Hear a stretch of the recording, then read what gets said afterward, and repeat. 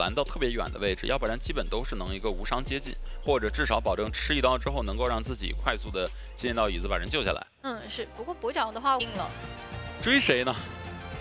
追谁呢？很犹豫啊。左边木偶师，中间骑士，是吧？而且其实大家单打独斗的能力都很强，很难说你追一下中间骑士了以后，你打一个暗杀。好的，进入比赛画面啊，直接是往中场方向走。右手边的话是过客。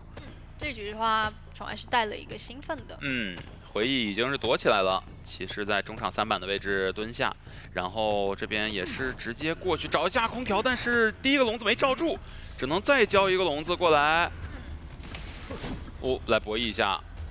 来捏着自己的一个风，直接吹走。是的，而且当着你的面直接进板了。这就是愿力消耗完了之后一刀没拿到。现在就只能再等下一个笼子，而且下一个笼子你只能用一个单笼，对吧？要不就再多等一会儿。我觉得要不也可以先过来，你看他又捏好一个风了。是的。哎呦，这一刀直接平地躲刀，这直接打到墙上。这个基本功也太强了，但这里是有一个黑龙。对，这有一个黑龙。其实。我觉得其实有机会扭掉这一刀的。对，就可以把这个技能交了。他应该是选交空了，刚才。好。那一波，直接平 A 也可以啊，其实。先放龙，逼他交，锤过来了，拉出一段深距，跟钻。跟钻有刀吗？没有。基本功非常好啊，跟过去的话龙又消失了。那现在只能硬等。是的，而且再往前的话是有机会进板的。省了一个极限的空气。对，其实这就是我刚才想的一个情况啊，就是我觉得当他靠近他的时候，直接先平 A 会更好一些，因为你愿力其实不太够。是，过来哦，不过好在这边一个后撤步过来，还是拿到这一刀。但是你想，跛脚羊追了3台，什么概念？已经消耗非常多的愿力了，他这一波手椅的话会比较难打，只要求生者提前贴过来。是，过客在附近。化纤维也有，就尽量保证这一波不被逼救，这一轮平局是有的。是的，宠爱是得想办法逼救，我觉得先平 A 是没问题的。一波后撤步，假装要躲一下他这个棍是吧？好，直接救下来，套出化纤维1，然后各走各的。而且过客也没有恋战啊，一点都不想说试一下你的这个兴奋。过客就完成自己的任务，因为队友溜的还是不错。对的。不要再节外生枝。没错。等一下愿力40了，往前走。看一下这波怎么放啊？这个笼子。手里还是捏着一个风，先交飞轮。对，但是这里打出了比较多的黑龙。后撤步过去之后，没有选择把手里的技能交出来。想的就是你就算交了，很有可能拆龙的时间还是不够。对。所以确实，留下来省一省。对，留下来选择再溜一波。让过客帮忙。哦呦，这兴奋！先放一个笼子，一个后撤打断。这个兴奋是不是可以提前交？我感觉没有必要再多这一个擦刀吧。提前交的话，其实他也只能 A 到古董伤的。对，就1/4嘛。伤害，对，可能想说稳定把它挂上了以后，让你不要有一个26吧。再说一个相持，看一下宠爱这波有什么判断还来不及判断，我们理查德大人就已经把人给救下来了。好，这次总该交出来了吧？空调。等他放笼子的一瞬间，直接但是好像放歪了，掉了，对的。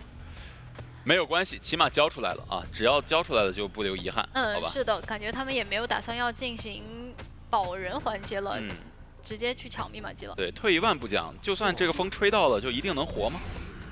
也难说。小活一下好像还行。确实。对。看一下这波最后一台，2台密码机都在点，墓地这边呢先离得比较近，后撤一点，然后另外2个人合修一下 S 板。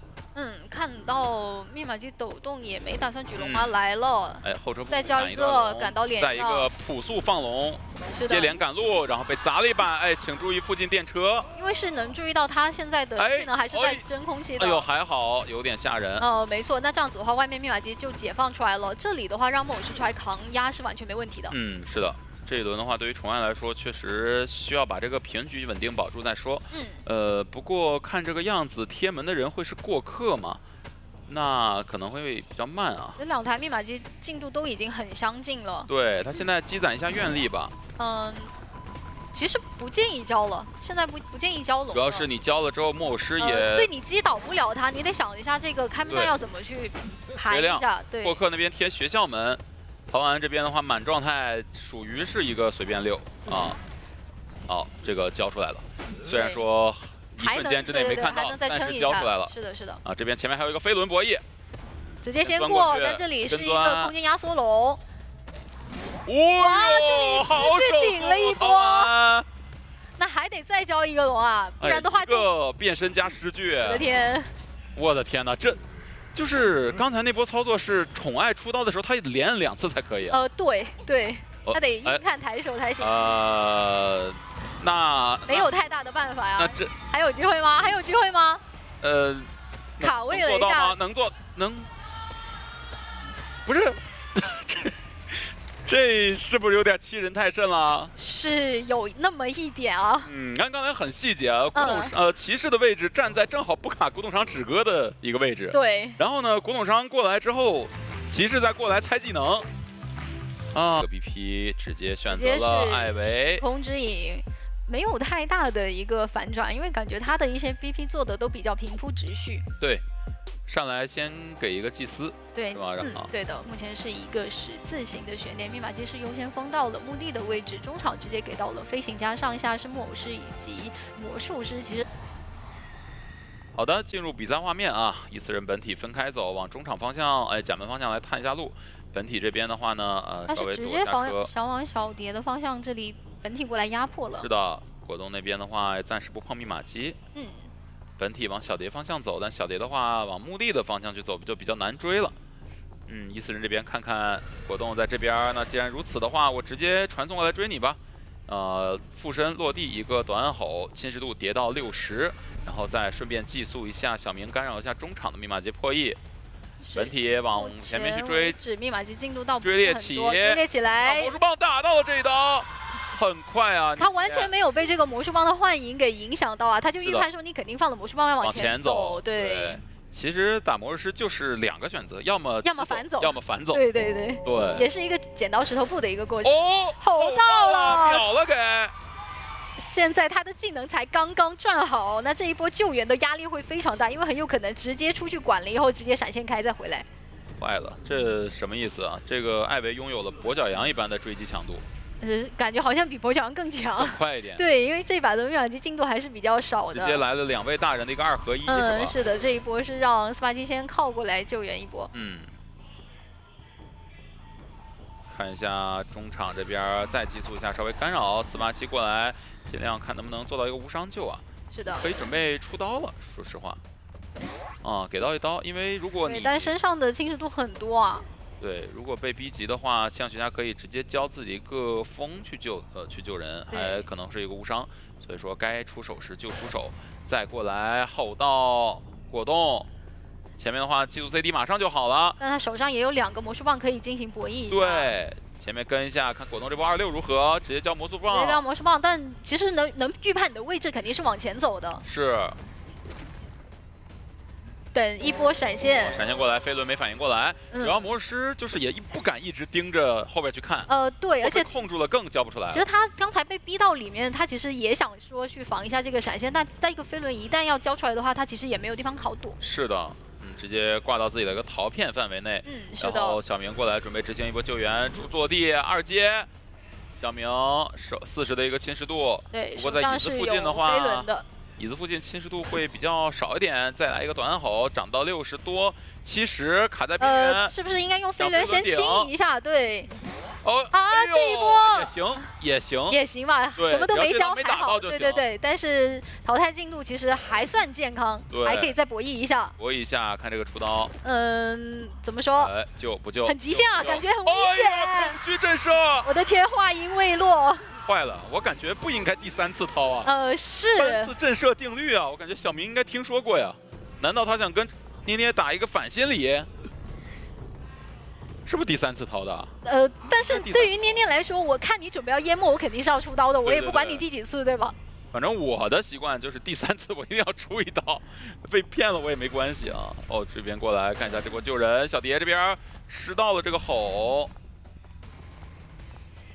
但身上侵蚀度来到了70，但前面还是陶片接着一个陶片，没错，非常多，而且落地这里是直接能多拿一个伤害，但是没打算想直接用身体去卡。是的，但是木偶师其实对人压力也没有太大啊。哦，那这样的话还好是正常把人救下来。是的，前面看小明道具还是有，看一下怎么说，选择是找小蝶来开刀。小蝶的话应该飞轮把这个侵蚀度能吗？可以，但是身位是来的比较近。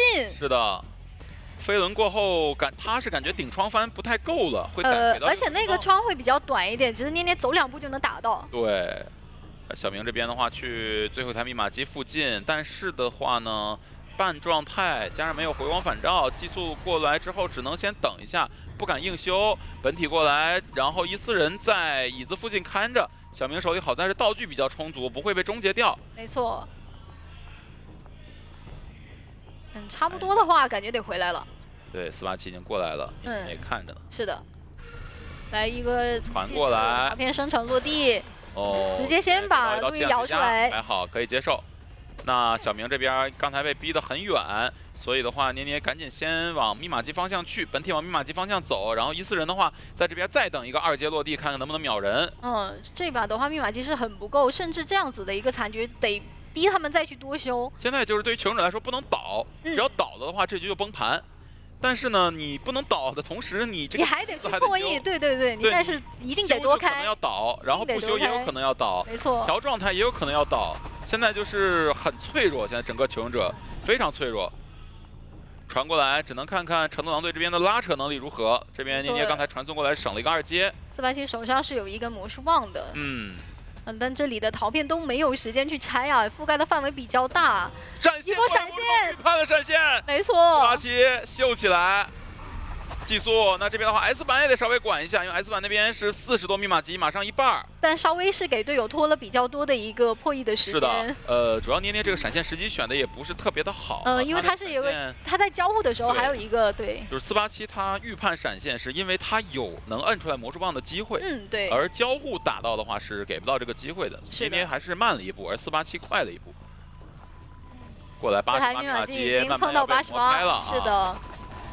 捏捏的话现在要回来闪现。是的。14人回来。然后本体看看那边人会不会下来传送过来，但是这边是没有密码机的，往 S 版方向走，那边也修到了70多。小明再次被寄宿，本体走过 S 版这边70密码机，然后487那边选择再新开一台，14人放到这边，本体再往独栋方向去传。现在捏捏给到求生者的压力是完全拉满的。但是求生者的应对方法很好啊，他们都是提前拉走的，不肯交任何道具。小明这边发现自己被反绕，及时交出自己的喷气背包。没错，很稳健。S 版那边已经在修了，捏捏也看到了。对，但给到捏捏的一个追击时间还很多，因为大的遗产是在独栋这一边。是的，寄宿。然后487那边也得管一下甲门方向。是的，其实飞行家逼得比较远的话，感觉就得回来管另一边的机子了。来了，是这里好像要车撞到了，对，还防了一下，怕你们机子已经压好了。是的，这直接传送过来，发现原地思考人生，说是。那这样子的话，感觉这个人救援压力很大，是不是？能压好的。对，感觉提前量会是不是更好一些？对，主要是回光返照凑不出来一个呀。对，你感觉提前量会好一些。对。有回光返照的人在椅子上，这找谁说理去？现在的话就突然变成了一个2v2的比赛了。是的，寄宿一下，过来，487这边很难牵制啊。是的。砸到板子了，但是另一边的门是准备要开了的，下一捏捏已经没法管了，得争这个3抓。打断，但是有机会吗？一波蓄力刀打到气象学家。那小蝶也是不好走啊。先交一个弹射走，这边先跟着寄宿过来，交飞轮出去。前面的话因为有闪现了，再交一个路易加速。没错。翻。直接一波闪现，这里其实有点像立定跳远了，很难防。没错，传过来，487这边能起吗？487才60多。是。那其实小明应该没有太大想法吧，虽然手上还是保一个。对你手上虽然还有一个化险为夷，我觉得先出去吧。小明好像过来了，小明。他确实是有这个想法，但在中间先站住。很危险，这个现在的这个情况。看一下求生者的一个位置。木偶师是有飞轮线的，还有对，起来了，起来了。小明对中场给的压力给的很足，但小蝶被架在墓地也很尴尬。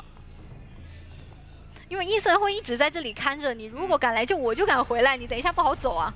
对，交了一个自己的2阶，小明这边是能得稳走的。先交道具吧，小明，不追了，不深追了，还是把道具捏着。但这样子的话，自己只是捏捏跟小蝶的位置会离得比较远，487的挂飞进度还有一点。是的，那过去要不要救一下这个人？一直挂在小明身上防着。一直在看，得传回头，这个道具怎么说？这个道具只要小明能保证自己走就可以。看一下小蝶又来到中场位置，但是这个地方应该是看到了。对。但是小蝶是木偶师，他还有牵制空间。挽留是已经脱没。是的。但是距离好像还是有点远啊，这一波怎么能冲出去呢？走啊，感觉是能走。可以吗？变自己的一个路易，往前。板子直接下，这个要不住，小蝶直接离开。哎呦，成都狼队这一波角色其实也会比较多一些，像心理学家，你给到的存在感也比较多。如果前锋过来 OB 的话，其实反而是亏的。对。但是，哎，怎么说呢？喧嚣，你想他这一局就是一个1对1 solo 了。对，虽然说大推没有人，但是我面前有2人，挺好的。挺好，挺好的。好的，进入比赛画面，直接往原地放娃啊！郝晚安的机械师方向走，原地放娃，放到1板1窗，本体往墓地方向去拉。是的。那么这个娃应该是暂时不管，先放一个双重惊喜，走位躲开，再绕一圈。哇，一颗球没上到。1颗球没上到。哦，那就是双重惊喜变成了单重惊喜。哎，不对，还是双重惊喜，上到了啊，还是双重惊喜。来那还可以啊，可以接受。这局的话，宠爱是带的快踩啊，快踩是点满了。快踩。过来往前，前面的话双重击又好了，走位但是有点歪，这个白球扭的很好。白球，但是本地的白球怎么办？没错，这边再走位躲掉。其实你带了快踩的话，我觉得要不就直接先踩，对他身位绕不开的。我已经学到了，我宣布，只要像躲木炭刀一样躲就可以了，我已经学到了。好，这样上到一颗土球。对，先把它往里逼。往里逼，张狂响了。没错，空中飞人解锁。空中飞人再变成了平地飞人，好飞轮。一下，但是规避不掉啊！对，飞轮一下没规避掉，一波双重叠在一起没拿。哦呦，前锋已经过来了。是的，前锋过来，直接牵，兴奋，好，打1颗球，好，平安无事，哎，很平安，对吧？是的，是的，非常平安。那对于前锋来说，简直就像是吃了1/6刀一样美妙。那这样子其实娃倒是保住了。是的，娃保住了，主要是喧嚣杀娃也挺费劲的，说。对对对。直接一波球拉到脸上，想回身，但球倒是用的比较多啊。是的，先救下来再说吧。可以，想双倒吗？飞轮躲开，飞轮规避，那现在只能去管机械师了。郭克可以啊，郭克。那我们来看一下唐安这边往角落方向倒，不过这个地方应该也是溜不了了吧？应该就只是把自己往娃的方向对拉远一点，然后呢给到郭克一个比较好接那个移形的身距。看一下这波直接移情，对，这把的话化险为夷带的倒是比较多。看一下下一个人是谁来救，因为尽可能是保前锋满状态去 OB 会好一些，但现在球的话也倒不剩多少了。前锋这一局的作用没发挥的太出来，因为毕竟带了兴奋嘛。我第一波挂上，你看其实宠爱的节奏就是他的思路很清楚，我第一波挂人我就不贪，我就用兴奋挂。对，第2波的话我2阶了，谁都不是说能过来轻易欺负我的时候了，对吧？是的，是的。好，这波直接做一个云过来，一点都拦截不到啊！第1刀之后直接扯。是的。哎，这边还想贪，想飞轮一下，但是还是第2刀给打到了。前面2个空中飞人过来上到了2颗球，还差1个白球。走空地的话，可能是比较难去规避啊。一直黏着他，等一个绕场谢幕就好了啊。是的。等待。来了。哦哟，没什么办法，飞轮主要耳鸣，但是兴奋又好了。是的，我刚刚说这个耳鸣应该肯定是前锋，结果1个球就拉过来了。有人想偷袭，对的。但是你看，就这个兴奋的话呢，就是他只能拿前锋1个球嘛。对吧？现在密码机也快是修好了，就看前锋这波能不能多牵制一会儿稍微。而且这一局他带的是张狂加挽留，没有底牌，控场能力会比较弱，开门战多留人的能力也比较弱。娃娃这一台修了69是吧？修不亮，先把娃娃处理一下。穷者的状态道具也倒是能支持他们再多去开，给到宠爱一定的压力。好，娃娃倒了，那边过客的话呢？再爆了一个点，他应该是捡了那个娃娃，应该是娃娃给对爆了个点，娃娃的位置。好，这边2个人先把状态调整好，来一个仙人指路，排一下人，排一下看，排了不用指了，直接排到脸上，但是极限摸了起来，找心理没问题，因为他开门战的话可能就不是很好去救了。这边想上2颗球，没错，白球，还差1颗白球，还差1个。但是这里只能空中跟出去，哎，有点小失误啊！空中飞人撞墙了，但没有关系啊。对的，他一直在回头试图看一下娃娃那台密码机有没有人碰。那全员没有回光返照，这个伏笔要来了呀。是的。这一局的话，可能要被一个多抓，这样打的话，目前已经没有化险为夷可以拖这个时间了。是的，只能说救下来硬亮。这一波要推走，那就推走的话，那就往外挂了。那就不挂了。而且你的位置也知道，其实宠爱是可以出去打这个拦截的。对，直接救吧。直接救了，只能直接救了。外面也能确定会的是风。哎，别追这个。对，追。对。得追回忆，因为回忆的话半状态加没有回光返照。但是宠爱这边不一定知道，现在知道了，现在知道了，密码机直接点亮了。哎呀，在角落等绕场谢幕吧，绕一下。就卡角落，双重惊喜也行，双重惊喜也行。来了，是的，绕场谢幕，那这样的话，那边的门肯定也管不到了。半挂，对，这就是喧嚣。手乙方面确实是贴脸就没什么办法。对的。而且这局也没有底牌，你看，如果有底牌的话，可能这时候底牌传送是吧？能够看看是再拦一个。是的。这样的话呢，也是再次保平啊，3连平。怎么说呢？好评如潮呗。已经给机会，其实现在说的就是你这个版本就得看谁先给到了机会，谁先露出了破绽。对，贴脸的话呢是左边右边开追吧，非常能牵制的火灾调查员，以及特别能牵制的杂件员。那我觉得理论上来讲，是不是找火灾调查员更好一些？因为你的道具就是好的红教堂这局带了啊。但是墓地这个地方吧，你早去晚去都得去。这红教堂所有监管者都避免不了的一个事情。没错。对你可能前期的话选择一个更好追的点，但是它终究会成为你前进路上的一个阻碍。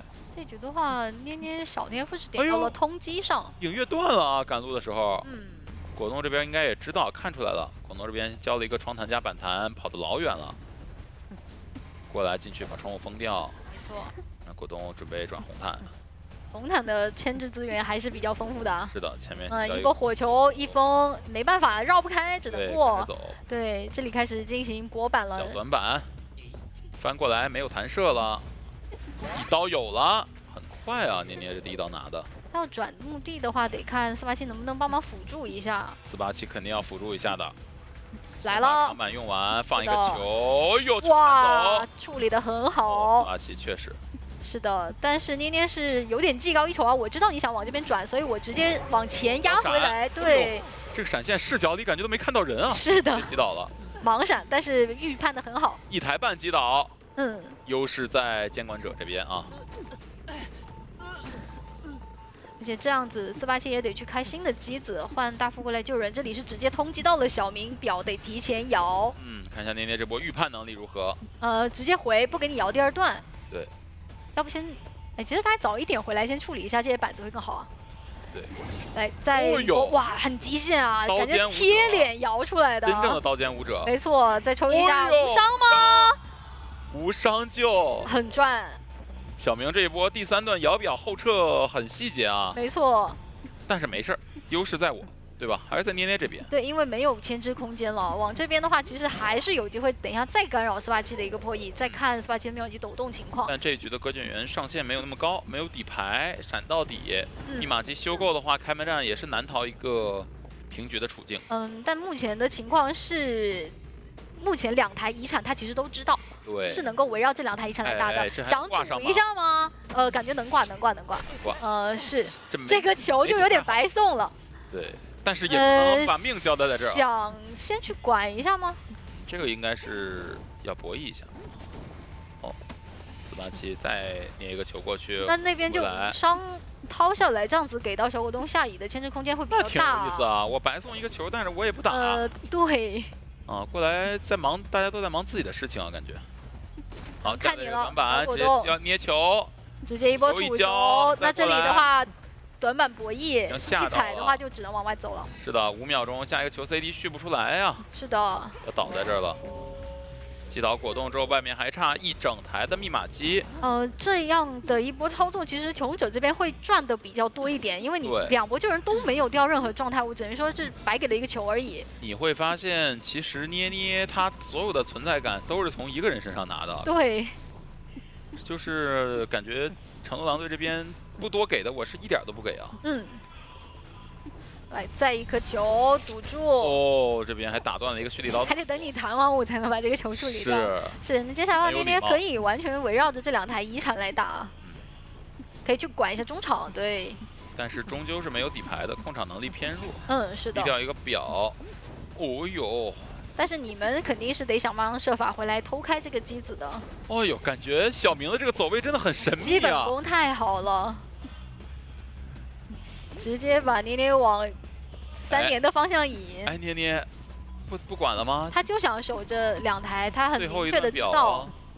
他密码机很难守住的。对，但他可以就是开战前尽可能多打一些状态下来。把板区处理一下，开战也许能快速击倒。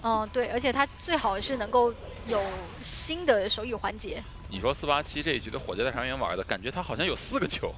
他比杂技还杂技。对。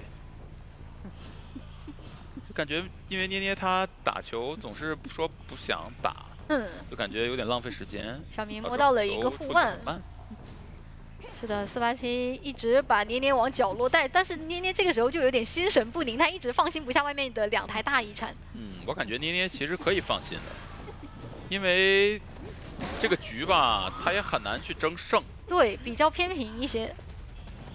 看到抖动，2台都已经在开。开了之后准备去贴门。是的，这一波在火灾吊桥人身上没有捞到任何好处啊。贴门的是贴机子的是一个满道具的气象学家。哎，犹豫一下，拖一下自己的技能，有朝一日希望风霜能自动变成底牌。太好了，这是一个思路。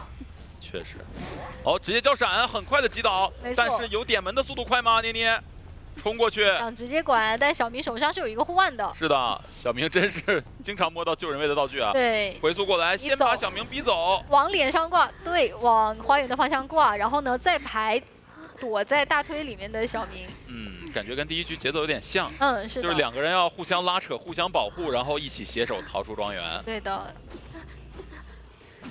但487好像没有帮忙拉扯啊。比速度的时间啊。感觉好像够了。对吧？他觉得这不对吧？还卡在里面吗？是不是应该往门的方向走啊？没错。捏捏有点生性多疑了啊。再回速。回速过来。果然这个满血的人、满挂的人给到他的压力很大。很大。是。继续保平。监管者不想就打蜡像没那么难受。但宠爱也是蜡像达人啊。他还不一定打蜡像。对呀。他还得根据你的结果来打。求生者这把轮画下面一就完事。来看一下悬点，直接是刷到了小说家的脸上。但是鬼屋不好追，鬼屋的话需要先去。好的，来吧。这把是带了插眼，那487是直接往里面绕了。往内侧去绕。但是脚印漏了呀。脚印是跟着的。哎呦，那这个地方感觉要被上一些蜡了啊！贴着边走有没有效果？是的。这把蜡像是倒是没有点到快踩啊。上到了4点。是的，完全是为了打架做准备的。这个地方能喷着吗？这地方有个东西在挡住。487这个板子这不就直接下了啊？第一刀拿的非常快啊！这个板子下的是不是稍微有一点早啊？感觉。对，一旦下了可能博弈下了不太好，会直接身上上蜡速度贼快。刚才其实喷了那么半天才上了16的蜡。是的。不过没有关系啊，对，毕竟这个换位是这一波是让自己和监管者的距离远一点。本身也觉得知道砸不到，哎，小飞轮消辣，但是没成功。捏捏这边是小防了一下，我没有直接给你快速的上满。哎呀，这几波博弈确实是被捏捏拿捏到了啊。对。那2战机子也别想修了。其实比较尴尬是他们这一把的化险为夷反而是在487的身上。487携带着唯一一个化险为夷，嘿，这蜡块没封住还。不过没事儿，终究这个密码机会被封住的。没错。给到一刀，正常把人救下来，前锋补撞，但是补撞的话自己有可能会倒晕，看能不能飞轮规避吧。看抬手怎么说蓄力刀，但是还是规避了，身上的球还比较多。捏捏想拿这个果冻想拿自己换一下487，可以让烂石打一个换。外面已经直接移情了。来，果冻这边，哎，其实这时候刚才可以高抛辣吗？对，但是好像辣量不太够。是的，不过现在也是能击倒的。哦呦，这个小球拉的，博弈的非常好，但是这里板没太多了，对，还能再绕一下吗？哎呀，果冻这一波2次牵制，还有一块板，怎么说定住了？是的，但是很努力了这一波，而且到现在还没开出2阶。你看这时候相当于什么呢？相当于一个人1倒，487手里有化险为夷，万密码机就差1台半。插出来了。487这边没有那么神秘。换位过去，把自己换远一点。对，因为没有2阶，所以这波救援压力没有太大。是给到刀开出2阶，这俩追谁都可以。是的，但是带有化险为夷。487远距离吸一下隐喻。哦，93。是的，那这里的话，这个2阶怎么说？还是不够，只能硬拖。往角落倒了，这里没什么办法。是的。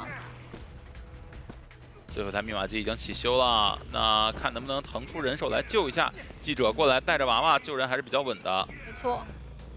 哎，那这局感觉有可能要被成都狼队盘活了呀。前面的话，果冻这一波球量的精准控制，包括一个预判到捏捏蓄力刀交出飞轮，确实是非常漂亮。但是问题在于，但是这里又没封到，因为那个门框还是比较高的。来。但这一波可能要被无伤掏下来啊！好，而且这样记者就可以一起帮扛了。是的，记者加上记者的娃娃都可以帮忙。哎呦，飞轮躲开！我飞轮躲掉。他是想继续追小蝶，然后再守鬼屋这台密码机，但这样的话又把一个上挂飞放走了。其实刚才追前锋挂上感觉有机会的。哎呦，这一波奥飞太帅了！真是妈妈的好崽儿啊！那这种情况之下，现在手上挂飞的人也没了，半挂的人也没了，什么人都没了。如果手上都没有人的话 ，OK， 那求生者完全是喘了一口气，可以出去慢慢的摸道具，慢慢补状态了。现在脸上只有一个记者，感觉只能追他，而且好像找不到位置了，耳鸣已经丢失了。这个情况非常的尴尬啊。好，这边能不能鬼屋给点压力？已经在追到上挂飞的人了，果冻现在很危险，因为他好像不是很危险，他是满状态。底牌传过来，大块终于第一次命中密码机。是的，但这是一个挂过一次的小说家。487这边直接拉块击倒，487是一个半挂。那另外2个赶紧往这边跑，来救一下这个人。果冻和小蝶兵分2路，很远啊，这个距离。对，小蝶这边是一个主救位。果冻那边是一个辅救位，双方都在往目标冲去。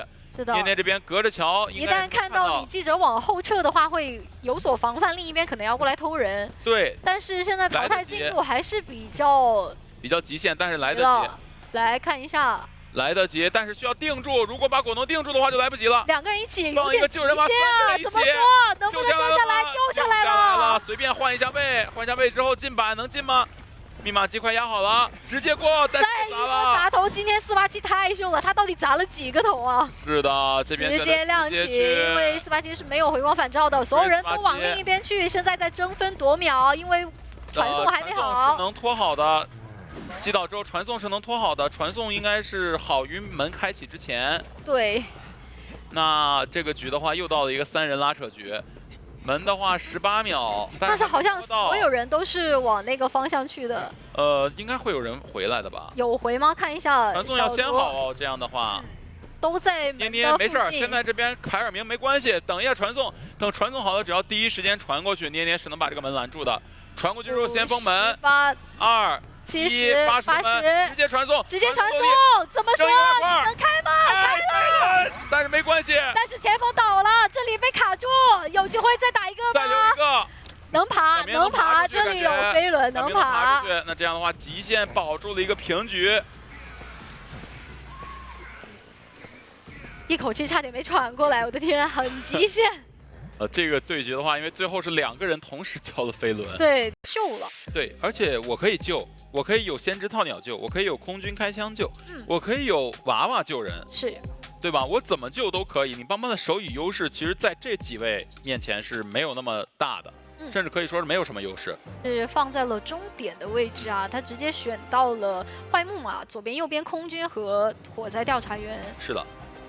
那这种情况之下的话，感觉邦邦还是要把这个平局保住，争上线的能力啊，在这套阵容加这张地图来说，确实不够强啊。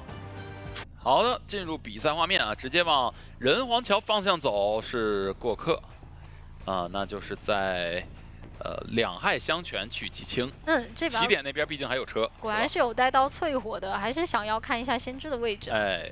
但是先知的话，其实大概是能够，对，大概是能够锁定好像看到了一眼啊，刚才夜雨那个神情啊，刚才你看一看。哦，他应该就想把他赶离密码机。对，好，现在来了20秒的淬火时间，再出来。但是小红点应该是已经爆了。是的。来，脚印也看到了，直接跟翻，先放一个雷，5秒雷，然后前面能衔接吗？感觉衔接不上，哎呦，这个是比较不好。是的，3连雷给炸到了，再来一个2连，但是被小左卫躲掉了。前面的话这个口很窄啊，2个雷铺满，但是还是没有炸到。没错，他利用第一个雷的长度不够给躲开了啊。而且短短的这点界面时间，其实唐完的鸟已经吸到快1半了。是的。这波得看一下这个飞轮。哎呦，我的天哪！坏了，因为这个飞轮的话，它其实是按第一个雷的时间算。是的。但是1、2雷之间是有一个延迟的，导致鸟还没交出来就被击倒了。没错，尤其是他在的那个位置，又是正好邦邦刀气很直的一个位置。而且过客是这个阵容当中救人能力最弱的，所以说他这一波挂人的话，干扰了2个人啊，放了3个雷在椅子上啊。是的。这一触即发了，有点。14秒之内救过半，但是好在是一个记者。拥有超级强的救人能力，直接把人救下来。而且这一波手语的话，还没拿到什么节奏啊。往前的话，唐完是可以交鸟去规避你的雷的。给到了记者娃娃一刀。是的。走位。交出没交出来，已经积攒了2个鸟了。哎呀，很节约呀，唐完。对。对，也是一个坚定的动物保护主义者。那这一波要救吗？2只鸟的先知哦，这就是忙吗？哥几个，这就是给到穷者这边压力。忙的话，方便的话可以来救一下啊！这边还带着2只鸟呢，你看这事儿闹的。这个应该就不救了，不救了吗？应该就不救了。2只鸟哎，不过说实话，2只鸟估计下野用不出来。对，你只能用1只嘛，最多用1只。对，而且你下野就交鸟的话，肯定是雷先把鸟给炸掉。那接下来这个移形应该是看到位置。过来是空调。看到记者。哎，这2个雷连到一起去了，有点小失误。没错，但是这里其实不太好规避，但是他用对非常厉害的一个基本功。娃娃本体都炸到了，遥控雷又炸到一下。没错。先把板子下掉，想架在这里，如果被秒得很快的话，这一局有机会争胜啊！夜雨，对的，前面再放一个娃娃，本体一起加速一下，但是雷的话有点不太续得上，续不上了。对，不过没关系，可以调一个还是2秒雷吗？吓唬一下。想要就是先把它架在板区这里，等雷吧，等雷吧。这个有点急啊。是的。哎呦，好扛！哦呦，空调表现非常好啊！是的，是的，其实夜雨还还是有一点着急，他其实就把它架在原地，然后呢等雷就好了。不必出刀。对对对，这样子。娃娃自会和妈妈走散的。这样吧。好，走位，但是还得救一波。嗯，是的。但是有空军在，所以说应该是一个比较稳救的情况啊。而且还是脸上的这台机子啊。嗯。走位躲一下，密码机是这样的话，密码机就压好了。要不直接吗？直接交枪救了得了，交枪救了，然后密码机一点亮。是的。直接点亮。怎么说？感觉要进入到那一刻了。不急不急。不急吗？看一下空调，看一下夜雨。看一下空调这波坐车，但是有移形。坐车过去，但是没有关系啊。夜雨先看清楚，是2站还是3站？那个灯很亮。直接移形到脸上开追吧。直接摁空调了。对，空调这波手里啥也没有，有一身正气。对，2袖清风。好，那这样的话，直接是带走了记者，挂上之后，2位求生者也是可以平安出门。美美出门。哎呀，那这是一个6连平啊，非常的。平安啊，今天也是。各位朋友，我们加赛见了。我就说嘛，我们加量不加价。良心。良心。太良心。这张地图对于冒险家来讲，其实是因为打的多了，你会觉得冒险家有效果。但总的来说的话，其实它没有太多的躲藏点，还是比较看。是的。直接起追囚徒就完事儿。是的。看一下囚徒是不是我们的。双弹飞轮天赋啊！对，其实比较好的消息是你如果能够快速把囚徒给解决掉的话，它是仍然。好的，进入比赛画面啊，直接是往陶安的方向走啊。陶安感觉被追了几局了都。对，3局了吧，至少。也很有心得。很有心得了。点位已经拉得很开了。那囚徒这边刚才也看到了，是一个双弹飞轮的比较极限的牵制天赋啊。是的。好，这边先压一下狩猎本能，慢慢跟。从另外一侧楼梯下去，让他不能走这边的旋转楼梯，骗一下红光，藏一下，然后但是陶完这边很敏锐啊，完全意识到了不能被反绕到。错。前面的话有一个板子还在啊，下来之后再接一个板弹射走。不处理板子，因为没有点到快踩，觉得说不想丢太多的身位就绕了。对，反正蛛丝慢慢攒啊，对，会能够拿到这一刀的。是的。而且你如果是往这边去的话，其实它就比较好架丝了。是的，层丝来回用，就架1层、2层、3层、4层，交电，5层，是的，而且因为刚才是翻穿过来以后，身上叠了比较多的蛛丝。是。往前面的话是有一个闪现的博弈空间的。感觉就正常击倒。对。哦呦，预判到了，那直接交闪，那逼出闪现。比较稳定啊，这个击倒是的。对，1分20秒，击倒人挂上。中间的位置挂。对，就桥洞旁边。是的。先把人挂上，然后这边守墓人已经在附近就位，准备执行救援了。没错，通缉到的是气象学家，大概是掌握了2个人的位置，因为脸上马上要出耳鸣了。对，来了。这波牵制的话，中规中矩，是一个偏向于平局的节奏。是的。求生者不好赢，监管者这边的话呢，只能说有一些机会。没错。看一下这波手艺如何。下铲的话，哦，起来想震颤，但是没有震到。看这波博弈啊，回忆这一波。哦呦，给到一刀，很稳健。就蜘蛛这一波属于是什么呢？突施冷箭。哎，是的。对，就看你能不能跟我看对眼啊。看一下陶安这波牵制还有没有空间。先架蛛丝，加1层速，突一下，直接过去。那这样的话是一个双兔，压到了一个双。再赶是一个双兔，下一波救人要注意一下了，这个人还要不要救啊？冒险家好像已经过来了，冒险家那个方向变小，已经在附近蹲着了，而且冒险家手里是有飞轮的，所以说他是有。哎呦，这个通缉，这通缉到冒险家，那哎，但是没看。不是你不对吧？不是，其实这个通缉我感觉应该是看得见的吧，应该没缩小。是看，就是它显示给你，但你可以选择不看。哦，这样吗？对吧？就在你的身后。很君子。我认为通缉应该加一个箭头提示，像那个玩具商那个起飞之后的一样。好。哦，点一下，前面还能再2阶开启，就看一下这口吐了。是的。哎，躲掉了。但是这里要平 A 了，可以没有太大的一个牵制空间了。老板这一波是非常的尽力了啊。那过客这一波救人，说实话真是，没有富贵险中求，就善于把握求到了。对。身上带有26的输液，现在密码机的话加起来总量其实等于是最后一台了。嗯。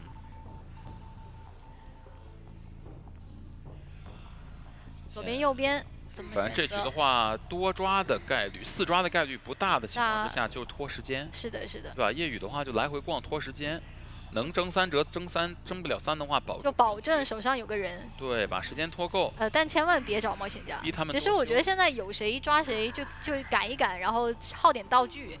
嗯，他就是想看看这边有没有人修。嗯。没有人修的话，还要再回去的。外围在修，这边是一个3连击。冒险家的话，他真的很对这个冒险家动心。哎呦，脚印还真让他看到了。但是他放心不下已经在点的密码机了。确实。他又放心了。又放心了吗？好，真的要找这个冒险家吗？好像不是找到了。哎呦，这么会找！这个冒险家是没有回光返照的。是的。而且现在夜雨的底牌是好了的。哎，没错。3层4翻过来，哎呦，击倒，没有交飞轮的机会。哎呦，那我觉得多抓的点要来了呀。因为冒险家没有回光返照，如果说救下来之后没扛到刀，密码机不好亮。对，而且他是往里面就挂到里面，这个椅子对于蜘蛛来讲是很好守的。对，而且就算亮了，他也能快速击到冒险家。对，等于你如果来救的话，肯定是没有人能够快速贴门的。是的。尤其现在密码机还没压好的一个情况，他其实是可以进行逼救的。这个时候得考验说过客的这个指挥，就你要及时的爆点左边右边。我觉得还是这样，先把蛛丝攒到200点再说。可以。击倒之后，我开门战，我哪怕我没打到冒险家我就让气象学家也溜不了。对吧？想吐一口，哎呀，很心疼啊，这个蛛丝量消耗。这波针对怎么说？哎，这蜘蛛直接一个原地起飞，是在。想吐一下，想吐的，攒呗。对，蛛丝量攒满再说呗。咱们再说给谁一刀都可以亮，说就都不怕你亮，就对于夜雨来讲。嘿，被障碍物给挡住了。夜雨这一次学习到了，原来这2个点是吐不过去的。亮不亮？直接亮了，然后让直接交闪。但空调的位置是知道的，直接节俭吗？别浪费时间，直接节俭。好，位置是在。往狮子楼的方向去，那里是有个地窖。其实空调的道具没那么多。你说那个点，它有必要交闪现击倒冒险家吗？我感觉没必要啊。因为它其实不太能溜的。对，但是好像空调这边也有机会吗？一波与时间赛跑，思量很多。哎呦！往外冲，回头。哎呀！哇！击倒，手里这个道具也没用出来呀。是的。走了，那赶紧投。这样的话，夜雨是完成了一波3抓，来了，终于来到我们宣传片的主角了吗？捏没看到爱将的，但是看到了捏将，不是吗？其实穷者的解法就是我先不着急破译，我等破译加速。惊叹归惊叹呢。好的，哎呦，哇，好可爱，好可爱的小丑啊，小丑。然后来看看这波装了一个无限巨甲，直接就开狙了吗？直接开啦！但这边是一个气象学家。往上的话，我感觉有去无回啊。算了，主要你气象学家，就算你不用技能，那个点也很难追。是板子一拍，这里可以博弈了。这真的吗？下场就算了。哎，惹不起。没想到你这个道具交的这么干脆是吧？对，但是不交干脆一点，容易给机会啊。是这里487。来，咱们沙场秋点兵啊，一个一个点一下。点满快踩的小丑，这里还是有一个必踩板。要不真的吗？哇，好丝滑，好丝滑。回头点刺，那怎么办呢？继续追。没事，有抗阻，没关系。好，我们小丑也是经历了好了的调整的。是的。这波再打很狭窄，先出去云门。没错，这波回头怎么说？再拼，但是还是飞轮把它给顶掉了。但没事，有抗阻。闪现开，再来，再装无限锯，无限锯就是丰富啊！好，冲过去，看看487这一波如何应对。手里还有一个右扫，是。这个窗户但这个玩不了多久。窗其实不太好。我掉了，但是。哦呦，捏捏这个击倒节奏可以说是还行，还可以，还可以吧，还行。其实对于他没有一个挽留，他其实就想打前期了，但如果你只打前期的话，这个击倒其实算有点慢了。确实，所以只能说还行嘛。看一下小明这波救援吧，小丑的手语也是有一定的说法的，但是小蝶好像可以过来帮一下。对，不来了，他选择相信小明，小明选择一波震颤吗？但是出土用自己的一个安心。安不安心？哎呀，很安心，很安心，因为还有邮差的这个救人信。是的，安心加就是勇敢，那又安心又勇敢。对，但是小明现在的铲子还在 CD 啊。二阶局，哎呀，不管了，还是回来继续打这波手。487刚才是不是想偷偷溜走啊？感觉看起来是的。想了想，发现捏捏又回来了，算了，我还让他难挂一点吧，是吧？其实应该是想偷跑的时候被逮个正着。对，就是干什么去，还是回来吧。487说：“你要是敢贪守墓人，我就敢跑。”那边直接给他下一场暖雨啊，治愈身体上的伤痛啊。直接恐惧值这边回复过来，看一下小明直接挖着铲子过来，给到一刀，打铲子擦刀。这是一个无限锯啊！这波能无伤救，还能帮扛啊！过这个壁彩板，卡门。那可以再给一个平 A， 如果卡门的话。是。那这个剧应该让这个先后应该还是比较好卡掉的。对，小丑的话打扛刀确实是比较难。对。好，还有1秒钟。哎，怎么说？再回来把剧断掉。最后弹密码机。密码机的话还剩下加起来是80，加起来是80。对。2台加起来。应该是撑不到，有点撑不太到。这波得用有飞轮，怎么说？哎，有飞轮交出来了，但是没交好。是的。过来还能挂一下守墓，看看要不要挂守墓，还是直接底牌传送。挂守墓，守墓直接就近挂，近挂了之后的话，安个无限锯，再去找小蝶，安无限锯加封印。这边有2名，是想直接来打这波手艺了。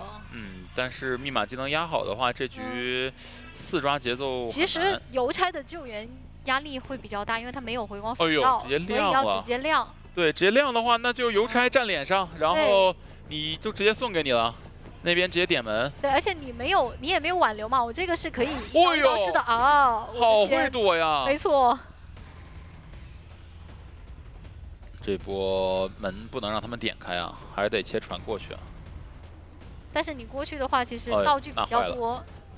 放狗咬到了，但是没事儿，有抗阻，还能出来帮扛，躲了一个误认。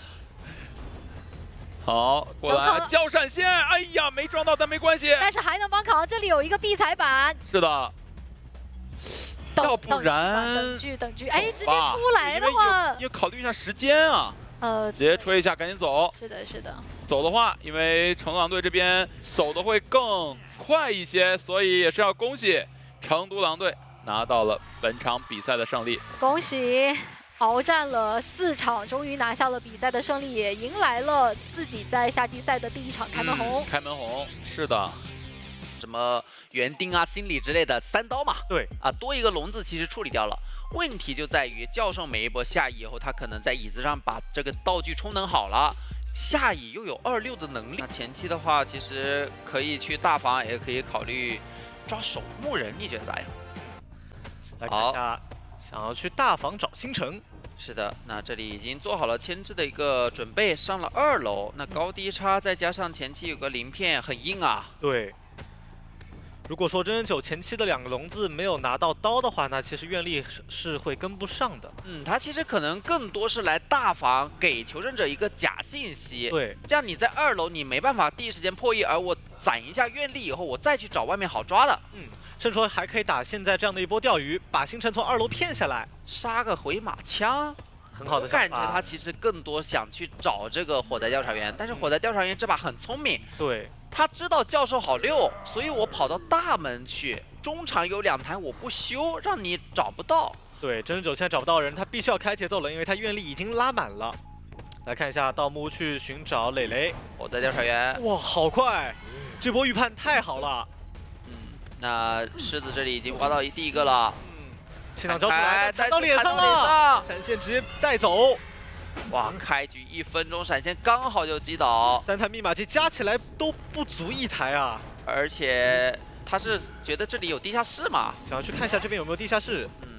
也可能是把球处理一下，因为火灾调查员毕竟球处理完以后牵制空间就没有了嘛。看一下冒险家已经提前卡到板口了。对，那冒险家也带了化险为夷，刚好充当一救位，很有可能他第2个宝藏也就在木屋的一个位置，就是修机救人一条龙。对，真人9也实在是没有办法去排到狮子具体位置，只能让他卡血，只能等一等，等他过来。但这样的话，对于真人9来说也可以等愿力。哎，拆一下，但这刀不是正常的伤害，拆完笼子之后再给的刀。一个传回来帮忙拆龙，打了一下冒险家，那这样给到磊磊很大的牵制空间啊。但看真人9这个笼子没愿力了，没愿力了，还有人帮忙拆龙。对，那这样的话就比较亏了。本来真人9想的是我打2刀冒险家，去把我手里的一个存在感拿的尽量再多一点。那这里直接开扛。对于现在真9来说，手里愿力只有1个笼子，只有1次的容错。是的，而且铲子你还得打2刀，你除非你交愿力打，有点头疼了。2个人要一起扛，主要也是第一波倒地的时候密码机不太够，所以现在是需要守墓人站出来去保护这个火灾的。这种打法还蛮新颖的。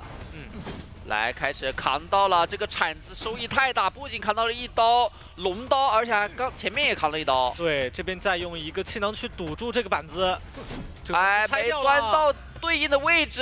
对，那磊磊有牵制空间，并且这个道具还能再用一次。是的，那这波26太成功了。这样的一个想法真的很好，把第一波牵制的劣势给它补回来了。对的，真人9这边八字龙钻过来，应该这波是有机会倒地的，但是钻到另一边，好像钻错了，躲掉，龙子愿力不结束了。够，那坏了，这波被磊磊牵制太久了。是的，只能说狮子那一波也真的扛了2刀，太好了，这里是想打震慑没打到，翻来翻去。有交互点，有点难处理啊！真人9出刀有点急了。那这样的话，真9明显看得出他的心态是有点波动了。那这里星辰直接进行一个卡位，密码机也差不多了，传送直接去找狮子的位置，直接点亮。那这样的话，哎，恐惧震慑无所谓啊，把密码机已经亮了，而且你的一个底牌还有技能都已经暴露。是的，冒险家的天赋是携带了回光返照的。他是可以在这个时间倒地的。对的，守墓人蹲个铲过来，他又有一个化解为夷，非常稳定的一个救援。另一边可以先调整状态，再修1台也不迟。对，现在对于 GW 求生者来讲，他们不着急，把笼子拆掉，状态也保下来，人也救了下来，再加上冒险家手里还有一个鳞片。哎，这个龙真的有点失误了。那这样八字龙，给到一刀，狮子是翻过来了。星辰打算继续站到脸上给压力，然后狮子把跛脚羊带到角落里面去，这样就不干扰密码机。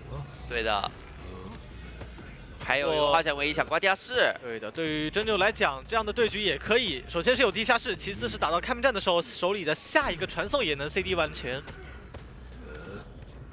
来看一下最后的这波手椅，密码机已经压好，就看一下贴门后面怎么去打这个开门战了。楼梯落地刀有说法吗？拆龙，那直接给刀了，没办法，没有那个时间了。他可能预判冒险家不一定有回光返照，但其实这局狮子是携带了回光返照的。再补上一个笼子，这波狮子尽可能的牵制的同时，倒得离椅子远一点就行。对的，另一边的门已经点一半了，狮子这波牵制是非常成功的，传送好了，这边是要直接落地传送，手里愿力还够，看这波能不能把这边的人秒了。但是这里似乎对跛脚羊的一个了解都非常高啊，对，完全不给机会。真人9这个笼子有点把自己困住了，再一个后撤，守墓人还在脸上击倒，终于击倒。那另一边门也要贴到，狮子也马上自愈。这样的话，中场再卡一个人，其实对于真人9来讲，这把是有机会的。有一点，但是愿力不太够啊。对，去到不了门改小门来得及吗？手里只有2个笼子的愿力，后面教授还能用鳞片去挡的，马上就要到了，应该是很来不及了，难来得及。对，很难来得及。 2连楼能不能把人框出来？先把门里的人封住，但是这样的话已经来晚了，差一点。是的，那这一局是有，甚至是可以接受去抓木偶师的，因对为他的一个任务是保平嘛，你木偶师后面我一直针对就行。对，然后同时也要看一看这边冒险家以及入殓师晦涩前期的一个愿力值还是比较珍贵的，就看兔子一鸣他的想法怎么样去尝试打出突破口了，或者去大房。来看一下兔子一鸣的追击想法，放在了大房，那就要去找入殓师碰一碰了。行，伊森也是直接上2楼把自己的灵柩放出来，那这样的话可以考虑拉出去了。现在大房把这种长板窗玩一玩，哎，哇，这样的话直接把人拉回来，给到一刀，跟灵柩的距离再次拉近了，而且前面的话2板这个位置是比较危险的。这里直接给到一刀平地。伊森更多是在防这个围龙，没有一阶开出来，但这个笼子有点短了，还好上2段龙，把人拉回来，看一下这个位置的博弈吧。能翻进去啊？那这样的话，这个笼子还是废掉了，废掉了。不过不着急，兔子一鸣他的追击的位置是一直在架住伊森的点的，伊森他没有办法拉开离自己灵柩很远的位置。应该第一波也不会反身，让队友可能先拉开一下。对，过来直接闪现击倒，能够挂在大房里面，那这样的话灵柩的位置无限接近。其实跟上局节奏差不了太多，对吧？同样也是1分钟闪现好的时候击倒。对，只不过需要注意，上一局是求生者都在拉点，没有收特别多的密码机。这局是因为兔子一鸣对这个伊森的想法很明显，所以外围的密码机会比较多一点。直接反了，那就是拖大副亮了地台以后再来救。那么2局其实对于波将的击倒节奏来讲都是其实是差不多的，但就像我们之前分析的，这局可能相较于上半回合，他的密码机会更多一点。冒险家手里有有半台的输液，然后外围大副也好，还是说其他人也好，修的密码机也到1半多了。而且入殓师自己直接反身的话，也有一定的2-6空间。最关键的是，不需要你，比如说大副还没修亮第1台就得过来救人，你的那台密码机你还得花时间跑过去补，对，就是节省了一定的一个破译的赶路时间。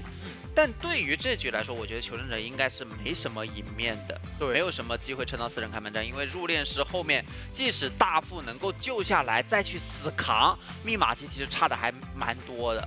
对的，因为首先是这2场比赛的阵容不一样。上一局为什么求生者能扛，是因为他们有守墓人，守墓人的道具可以保证他说能够用来去扛跛脚羊的刀，但是大副这样的一个角色，他的状态是没有办法就凭空再用道具去产生状态的，所以他没有办法来帮忙扛，就意味着接下来6轨可能要单人承担，也就是入殓是单人去操作。那看到兔子一鸣前面的一个发挥，我感觉他的熟练度也是一点没掉。对的，对的，包括这个教授啊，上一局的教授其实非常克制跛脚羊一个单刀的克星嘛。对。那这一回合求生者又因为他们的阵容可能比较保守、比较求稳一点，所以他们接下来的进攻性不会非常强。要去争赢的话，对于求生者来讲现在是比较难的了。是的，直接黑龙罩住，那倒在2楼。但跛脚羊的话，其实他是可以通过愿力直接搬出去，想省愿力啊，还是千里之行始于足下。现在密码机也是来到了3台，就差一个跑图的时间了。对于求生来讲是会操作的。11也过来了，满愿力有拦截的说法吗？应该是正常给刀，看一下，然后把人救下来。那这样的话，11的状态能保下来，倒还不错。对的。然后现在伊森尽量往一个离椅子位置比较远的地方倒就可以了。帮忙拆一下，再扛一刀。如果能溜那最好，但现在的话，兔子一鸣手里的愿力非常多。密码机其实还差2台60，冒险家手里有这个30-40的一个输液，现在还在挖。大副扛倒了。现在星夜外围密码机修的也挺快的。伊森手里还有一个飞轮，看这个飞轮怎么样规避。短板博弈，原力抽到70，这个飞轮至关重要。一个八字龙，不走八字。拆到，对，那伊森的话一个飞飞轮轮顶掉非常漂亮，但是距离不够啊。没办法进板窗。那在淘汰了伊森之后，看一下密码机，其实差不多了。差不多了啊！11交出了自愈，自己手里还有个怀表，密码技能直接马上压好了。对，看一下这边技能，底牌切了一下，但是技能还没好。要应该是直接亮吗？传送。点亮进入3人开门战。对于兔子英明来讲，现在他当务之急是赶紧找一个人，只要能找到人，就基本上能够保证平局。直接传到大门。大门是木偶师，哎，诗句扛了一下，还可以，但其实没关系。他交了路易的话是能够吃挽留刀的。对。现在对于星野来讲，他就只需要去拖更多时间，为队伍争取一个平局的空间就可以了。是的，我们在这一场的比赛开始之前也说了 ，ACT 是能够接受这一局没有一个3炮，但是保平是一定的，因为保平大家的一个比分差不会特别大。对的。兔子一鸣这里交了传送，愿力要用来击倒木偶师，也没有任何多抓的一个说法了。想失去再顶，但兔子一鸣这一波反应过来了。对的。那这样的话，求生者也是成功保下一个平局，比分也是来到了5比3。这样的一个角色的理解以及操作都是已经到至真化境了那种感觉了。是的，很强。包括就是对于 JW 目前的一个牵制，毕竟没有牵制的道具，那个盾的话也更多就是给一刀的容错，还是没受伤加速的。对的，距离拉不开。那对于歌剧演员来讲，如果你位置很差的话，真的是可以尝试去秒掉的一个角色。来看一下兔子一鸣这边是直奔狗狗去了，那这里赶紧也能拉点，去找一个相对来说能够去牵制一下的板区。前面这块板子直接拍下来，看一下兔子一鸣的骗板弹，对，想骗出来，先看看有没有反射，反正有盾也不怕。对吧？等你出空刀以后，我再翻也来得及。对的，那这样的话，狗狗的膝跳反射是已经暴露了。这个2连板必须先踩，有窗弹，给你刀呗。而且走空地，你还只能走过来给刀。很稳，先把板子架住，再去拿的刀。狗狗是有细节的，它是刚刚想用肉身去挡你的隐约，断你的隐约。对，一旦断到了，那接下来距离就拉不开了。看一下前面这个板区的一个博弈。那开局接近50秒、60秒的一个无伤，准备体现出来了，还能牵制，抽到一刀。园丁这时候可以靠着自己的庄园老友再拉开距离。11这里有想帮的想法吗？好像并不是很多。等兔子一鸣过来看到园丁弹射再交出来，距离拉开，这个盾也能够再撑一会儿。等个窗弹。窗弹再往回翻，回速空了一刀，那应该问题不大，还是击倒2台半，技能还没暴露。对园丁来讲是成功的，比较成功的一波牵制了。因为外围的古董商以及7项的密码机已经修亮，他们只需要再去开一台就好，然后让野人这边再来救一波。野人已经上野性伙伴了，那这样其实救人是非常稳健的，能到椅子面前博弈。对的，只要小心不被侦测就行。还想再卡一卡，卡死一点再过来救。园丁还是比较能坐椅子的嘛。下注给一刀，正常救下来，两边都分开追双倒的机会也没有。那接下来的话，野人是可以回去补自己的遗产。看看园丁能不能再溜一溜了。他可以考虑倒在大房那个古董 OB 点，对吧？古董可以过来趁这个点位去操作一下，拖点时间。已经上去了，但是好像古董没来，没关系，拖时间也可以。对，可能是什么？就是让古董最后救一波，然后我带着满棍保，对吧？我先把遗产修出来。你看，已经狗狗碎碎的过来了。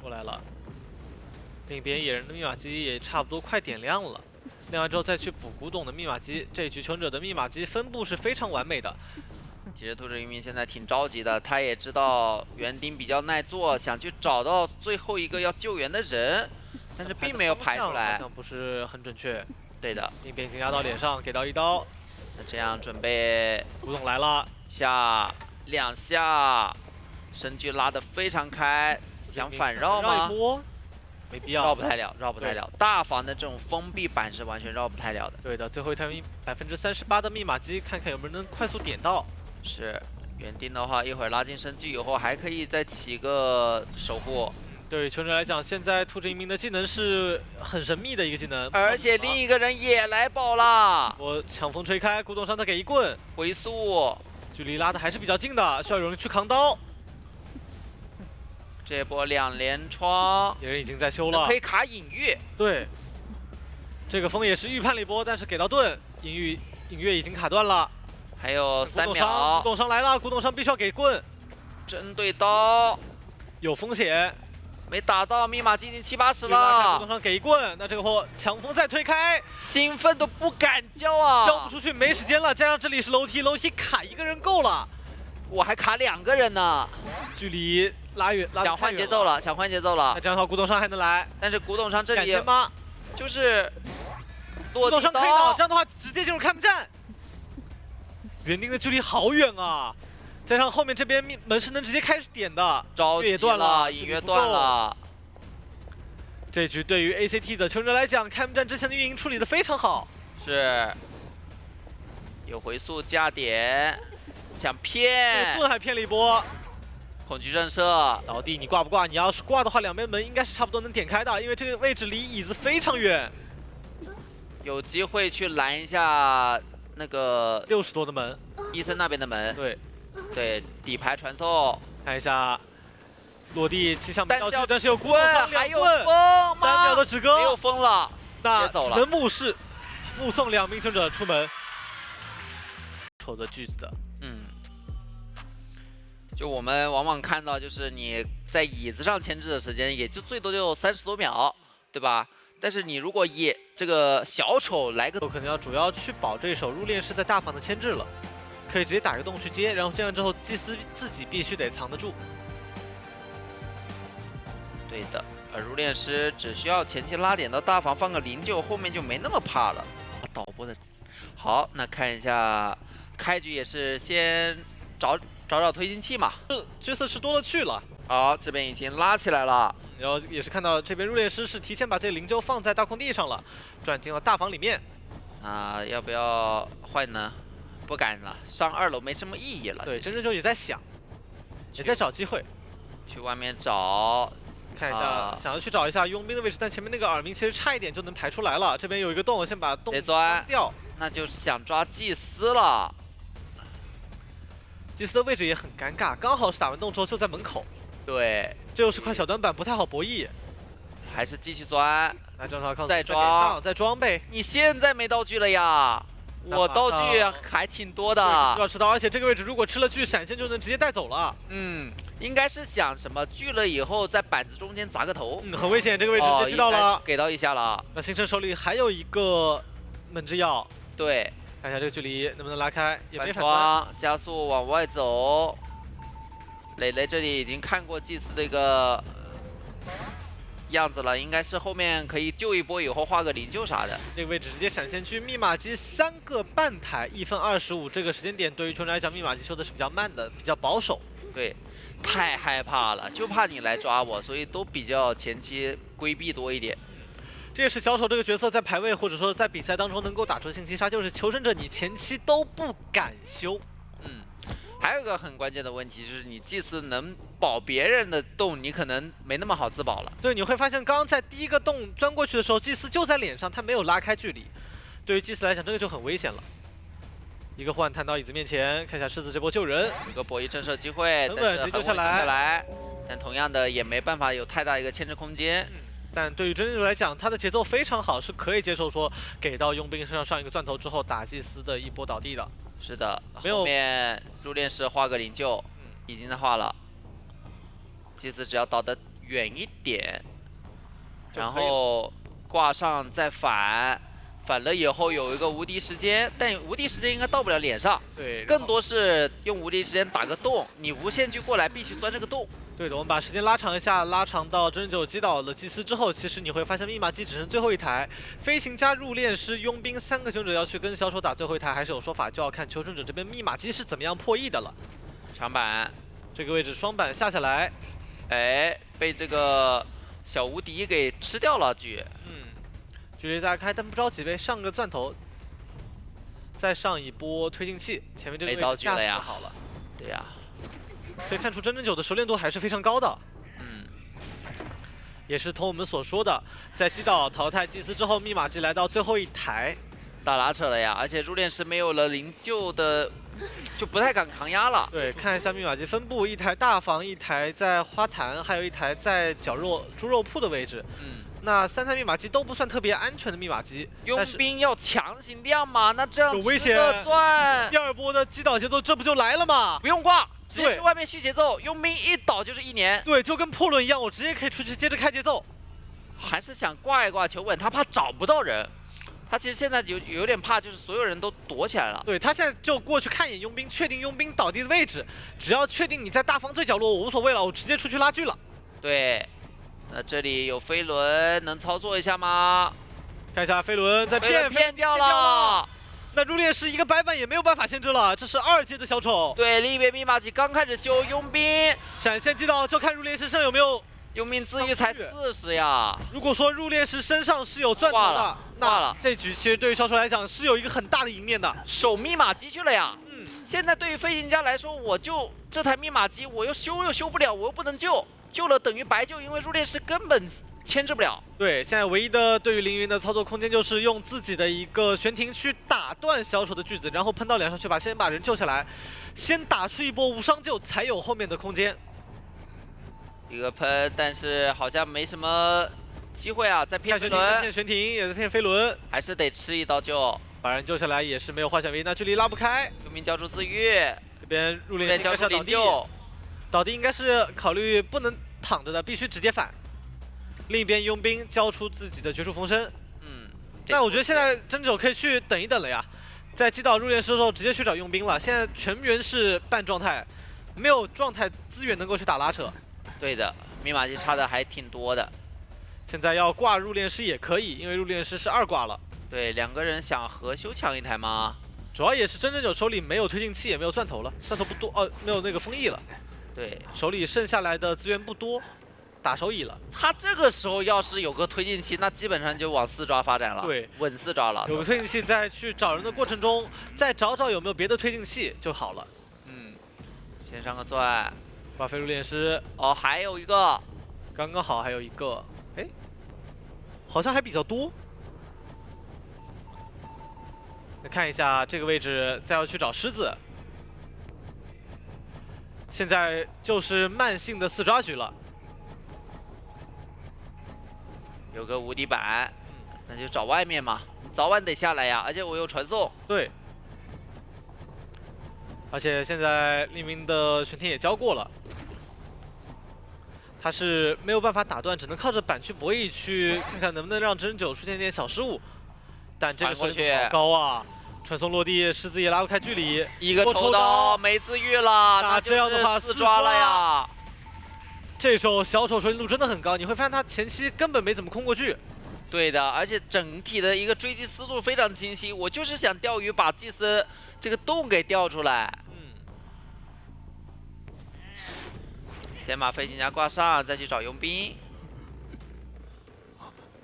那这样的话就是一个稳定的4抓了。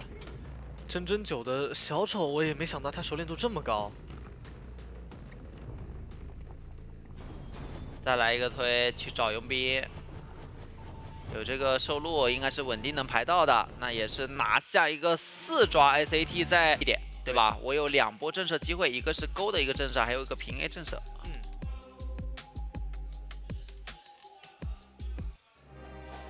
看一下兄弟这边的一个天赋选择吧。好，开局往小方向走，直接去找伊森。练爪赶一下路吗？还是先布一下夹子？但是其实知道是路头，求生者一定不会在一个点位去跟监管者多做周旋的。对，而且像是小木这样的点位，一个窗户的位置大概率会有黑心夹。2个练爪直接冲到脸上，伊森前面准备这个位置要打板区博弈了。哎，抽到一刀，抽到了，很快啊！是的，那这样拿刀以后，后面千万不能被勾到本体啊！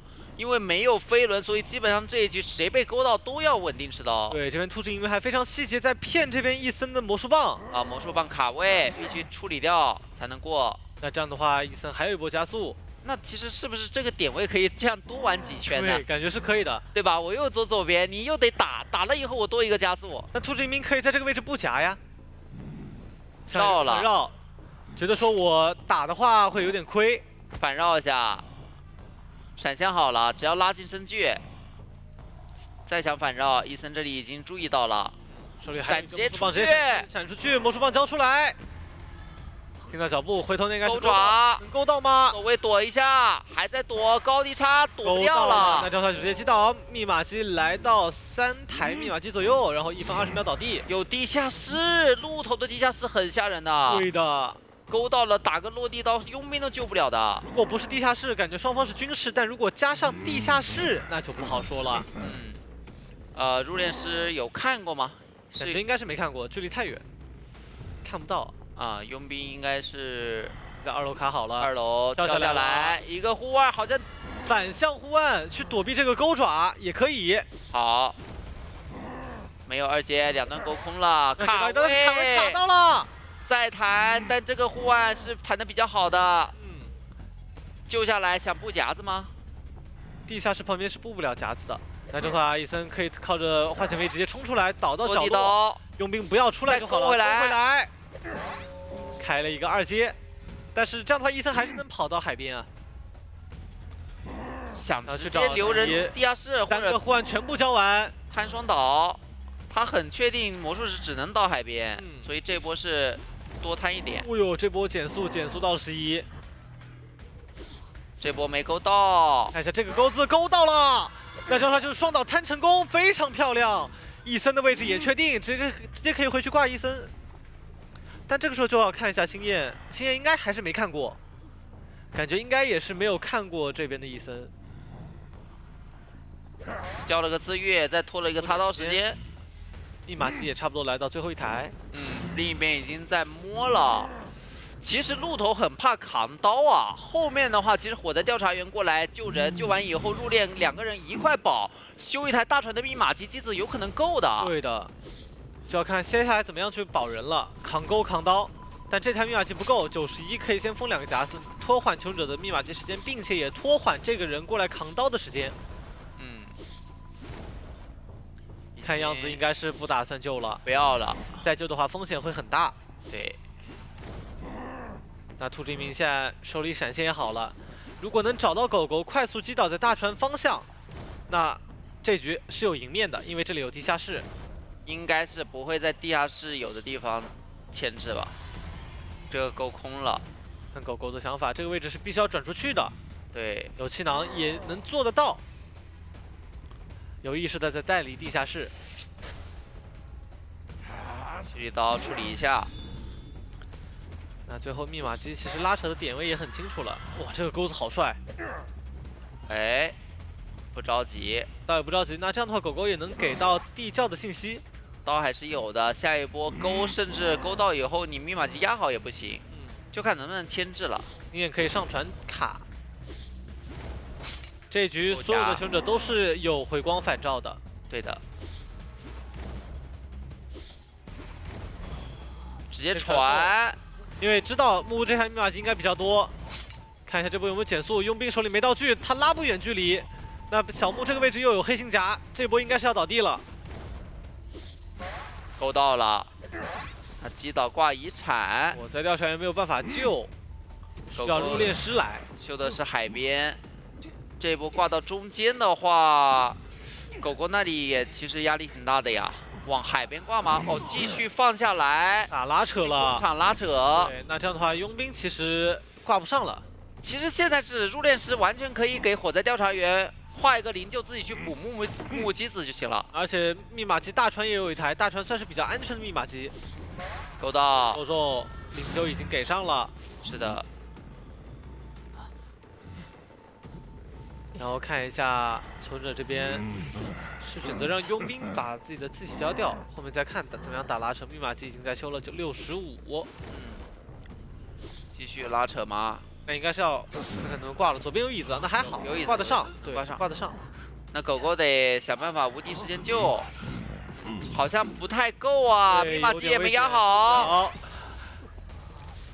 是直接触发这个小搏命对，啊灵。柩的这个像花显唯一的时间，再挂火灾，另一边压好了，下来机子够了，但命贴同样的，门去，入殓师一个人就加压呗。这个时候鹿头手里的夹子也好了，然后传送也好了，传送能拖好，所有人都在小门的话，这一局大概率是能做到多抓的。危险的，就打针一刀一刀对，直接点亮。3个人全在小木这个半场，对于兔之营来说，现在只要抓到人就有机会能够赢。无限钩来了，愤怒链爪，过来第2段，没什给到减速么牵制能力啊，，但第3哎段空了，现在这空了个再拖一拖，绕绕模型。另一边点到门的时间应该也不够。小门没2名，从木屋跑到大门至少要20-30秒。先挂人，那就是愤怒链爪全图排人跟这个传送的博弈了。对的，对于兔之营来讲，他的机动性现在是可以说非常高。对，而求生者其实这里已经道具消耗完了，只能靠步行，直接传吗？传送落地，那他要在大门尽快的秒掉狗狗，狗狗上挂飞，然后再去守小门才行。对，主要也是他没有办法刚站在入殓师脸上再等，他没有机会去排了。刚救下来，那确定2个人位置，这里击狗狗倒地挂飞，另一边门还没贴到，跑过去也要10多秒，是的。感觉接下来是生死时速了，这个时间不一定够。我觉得不能把这个鸡蛋放在同一个篮子吧，得有个人分一下去大门呀。对，入殓师还有灵柩，他这个灵柩哪怕说自己被拦了，也能灵柩反身。对的，就一点小门呗，然后佣兵想办法苟一波2名以后对，去得要尝试解大门。走一个，起码得尝试走一个，对的，不然的话这一局求生者是没有办法再打下去了。但同样的，就是因为我们前面说到，不只是差小分嘛，所以还是能平尽量去往平去努力一下。地窖的位置就在海边，他其实在钓鱼，在等，再回去等这个佣兵点大门，再抓佣兵。挽留时间快结束了。他们点上点上了，佣兵是到了能吃一刀的，应该是到了挽留马上结到了束，好像能开能啊开！吧？能开的话就能平了。不被勾震慑就行，门还差一点，放先夹子那没什么办法，但放个夹子佣兵是满状态，佣兵是满状态，他在只要不吃钩给之前佣兵再画个灵柩，看佣兵，这个位置应该是要吃钩，爆点了入殓师位置，那入殓师得要去点小门了，赶这过把甚至有4抓秒，对，因为另一边的门是没点，而且赶过去也要时间。传送已经好了，求生者这边很是危险，这个钩子应该是能快速处理掉11了，但11真的躲了好多的钩子了，得反，得反。放下来直接传。这波处理太好了，对的，星焰一直在爆点，知道星焰位置的，又走远了。这个门始终是没人点，另一边97的门那边有夹子也不好点。是的，这波只要在30秒内处理掉星焰挂上，就有机会去4抓。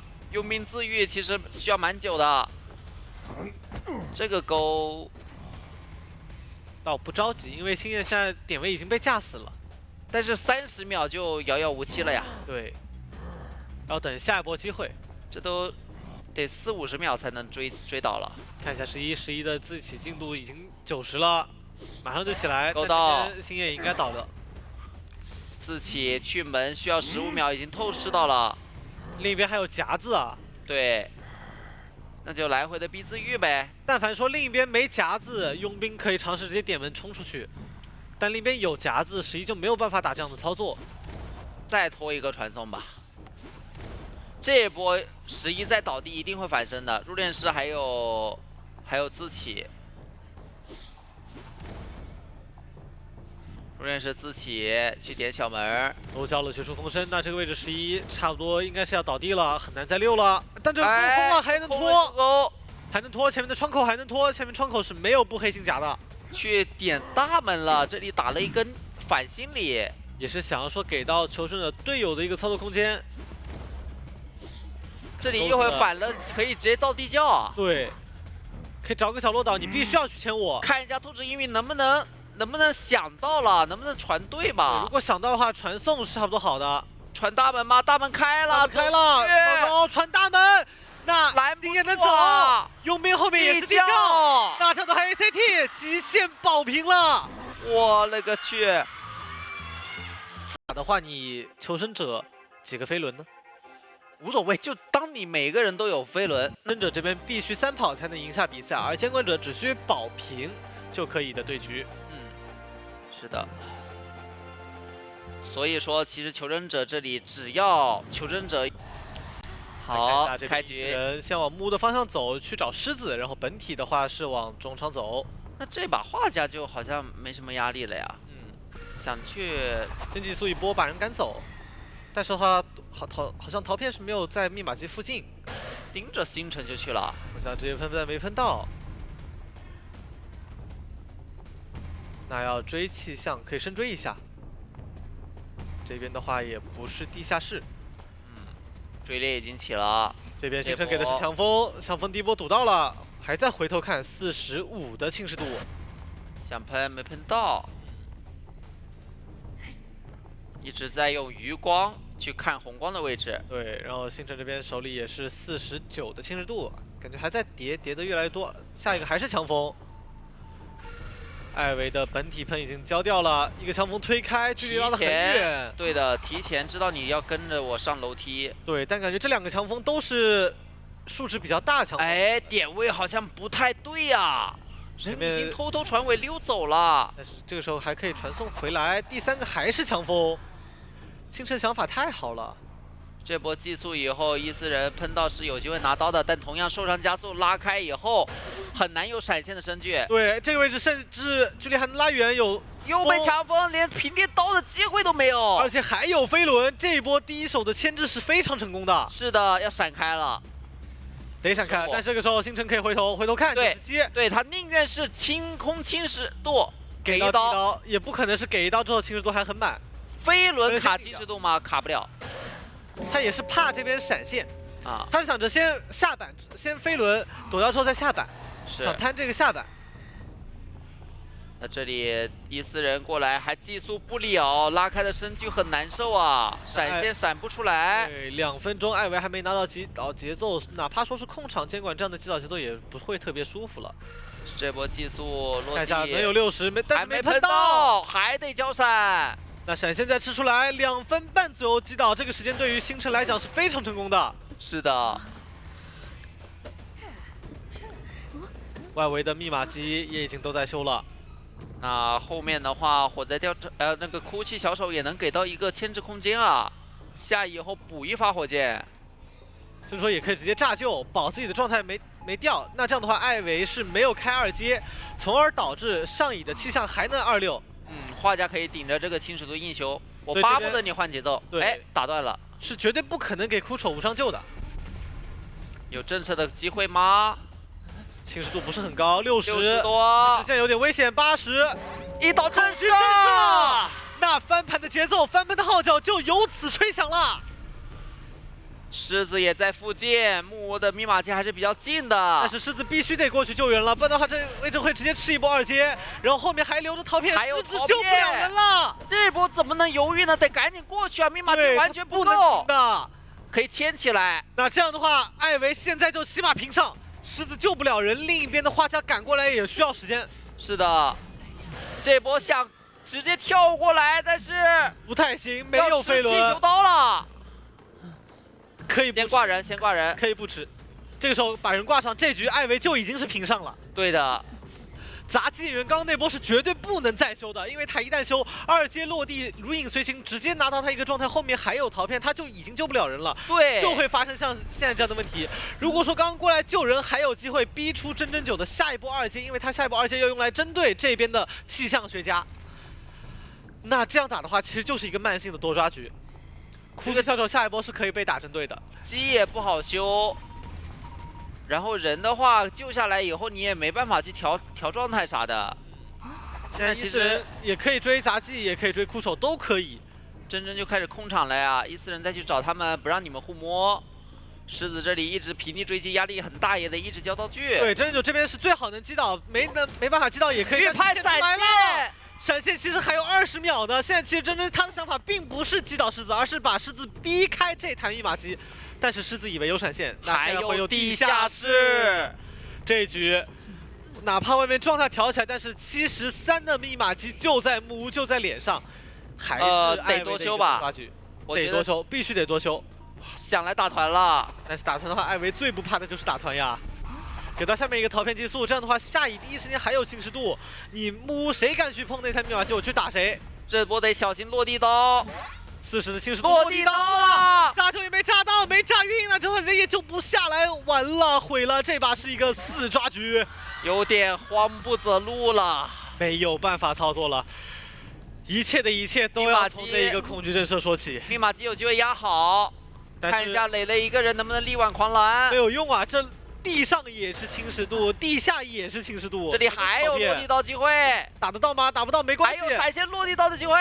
也没关系，空2也没关系，侵蚀度还在80、90，很多，80多，开跳也没关系，82侵蚀度，我打一刀之后你画下还是他想打针对，对，想打狮子针对，先减员再说，不着急，对，先喷一口，然后打针对打到了吗？没打到，没关系，上面还有人磊磊好像要冲密码机，要冲密码机，救不了了，救不了凌云了，对的，已经淘汰，但是这个时候要求二阶打断晕了，给刀画磊磊来很多可以点开，但是要晕啊，上清度很多，也擦了，再倒地没有用，杂技身上有侵蚀度，而且杂技还能再被激素，位置是确定的，挂个地下室跟着你就好了，对，不着急了。只要挂进地下室，你杂技在外面怎么溜？我技速你2波，架住你位置，我还是4抓局。是的，其实这局是已经赢了，只不过现在要拿净胜。对啊，但说白了，其实求生者这边大概率就是一个4抓了，没办法操作了。没办法，没办法。那么随着击倒杂技，这局拿下4抓，让我们恭喜 ACT 获得本场比赛的胜利。艾维竟是首以新监管，主要也是杂技的那一波害怕了。首先利用配合去躲掉其中的一个，那么你可能就会拖慢很多的。反正他选2买1双或者说角落这个位置，两边其实都不太好追。要么你就只能去大房那边去管古董商了，因为如果说你直线去中场，那么中场的这个幸运额它一定是直线往3。看一下，果然是直接往中场的方向靠，还是比较好突破这个幸运额的。而且他前期呢，就算被拉点，其实也是有一定程度的在增长自己的愿力值嘛，多囤几个维荣，然后再去追幸运额。或者是你追到一半的话，可以选择去换追一下其他在正在破1密码机的。你看到这边幸运儿已经摸了一本游记了，就是为了去躲起来。是的，但陈某人这边的话，其实脚印是并不能长住的。看一下能迷惑到监管吗？并没有，是不太好迷惑了。位置一个维荣，但是8字走位。 边缘可能还得再绕2波才可以对跟上。这个点位直接是先拿了一刀。看到这边的话，江秋是携带了一手失常。那这个点位再花下一个维荣的话，陈某人看能不能继续规避掉吧，利用自己的路易去一点点拖掉你维荣的持续时间。对。哎，4局还挡了一下，没错。 但是下一波强拆的话，还得再交一个路易啊！没有选择去最后1秒钻过去。哎呦，我想抽高卡时间没有卡到。是的，这样子的话，3个尾龙成功交出来，看这里要去击倒还是有点难的。是的，又是一波10局，完美的顶掉了一个刀气啊！对，再补一个围龙，直接把对方给传到了自己的脸上。这边的话也卡不进板。那对于江秋来说，你看到他围龙的一个细节还是挺好的，因为刚好这个围龙是卡到了这个板子，不让他进的。是的，而且他交了这么4个围龙嘛，对于木偶师来说，对吧？一个围龙就是1刀，他每次交路易，到最后一个你就交不了了。对，然后注意到这手失常的话，看一下周围的一个密码机，并没有给到太多机会啊。是，幸运儿应该是在小木屋那个位置去破译的，看一下。 攻击到了承载的古董商，但是承载还是贴了过来啊，应该是想配合一下对，白子也是在路一波双上。人救援，但是这里有没有可能围龙把他拦住，不让他过来呢？哎，云门过去有点极限的一个卡办，是的，再给一棍这2棍也没有打出效果啊。对，但能注意到另外一边的话，星月已经摸了一个信号枪，但这个位置还需要古董商帮忙再卡一个再打一个点刺围，龙才行。看一下笼子拆掉，愿力值是还可以再释放一波围龙的，对的，但是有古董商的 OB 不一定好拿到这一刀，没错，因为他的机关枪 CD 应该是已经好了。哎，我跟转回来再给一刀，没错，但是这样的话也是放跑了莫尔斯。对你再去追莫尔斯就很亏了，为什么？因为他连路易都没有变过，没错，已经拖出了化险为夷之外的一个时间嘛，他可以再交一次路易。经过一波换挂，穷者的密码机是开掉了3台，第4台、第5台也都有进度，也是想用时长去踹一下小防密码机，但这个进度的话是非常之少的， 27%的一个密码机进度。对，而且不会影响到，因为为什么守墓人外面是有1台的，这个时候莫尔斯去补1台就行了。我是开台新的，行了。来看一下这边幸运儿过来救，手上有信号枪，暴露了你天赋的话，这把信号枪的作用性就很大了。好的，这一场骗一手，给一刀，飞轮先交出来，这边再交信号枪，那也是把承载这边拖到了大门圣诞树的附近啊。没错，尽量倒的离一餐远一点嘛，下一波守墓人还可以再过来套一个化险为夷。哎呦，一个围龙过来，精准的一个扫视打出子哥，应该要再补一个围龙。就是为什么我们看到前面很多对局都会带手兴奋，是，这就是专门去防古董商或者说小说家这样的一些硬控嘛。对，脸上还有一个娃娃的耳鸣。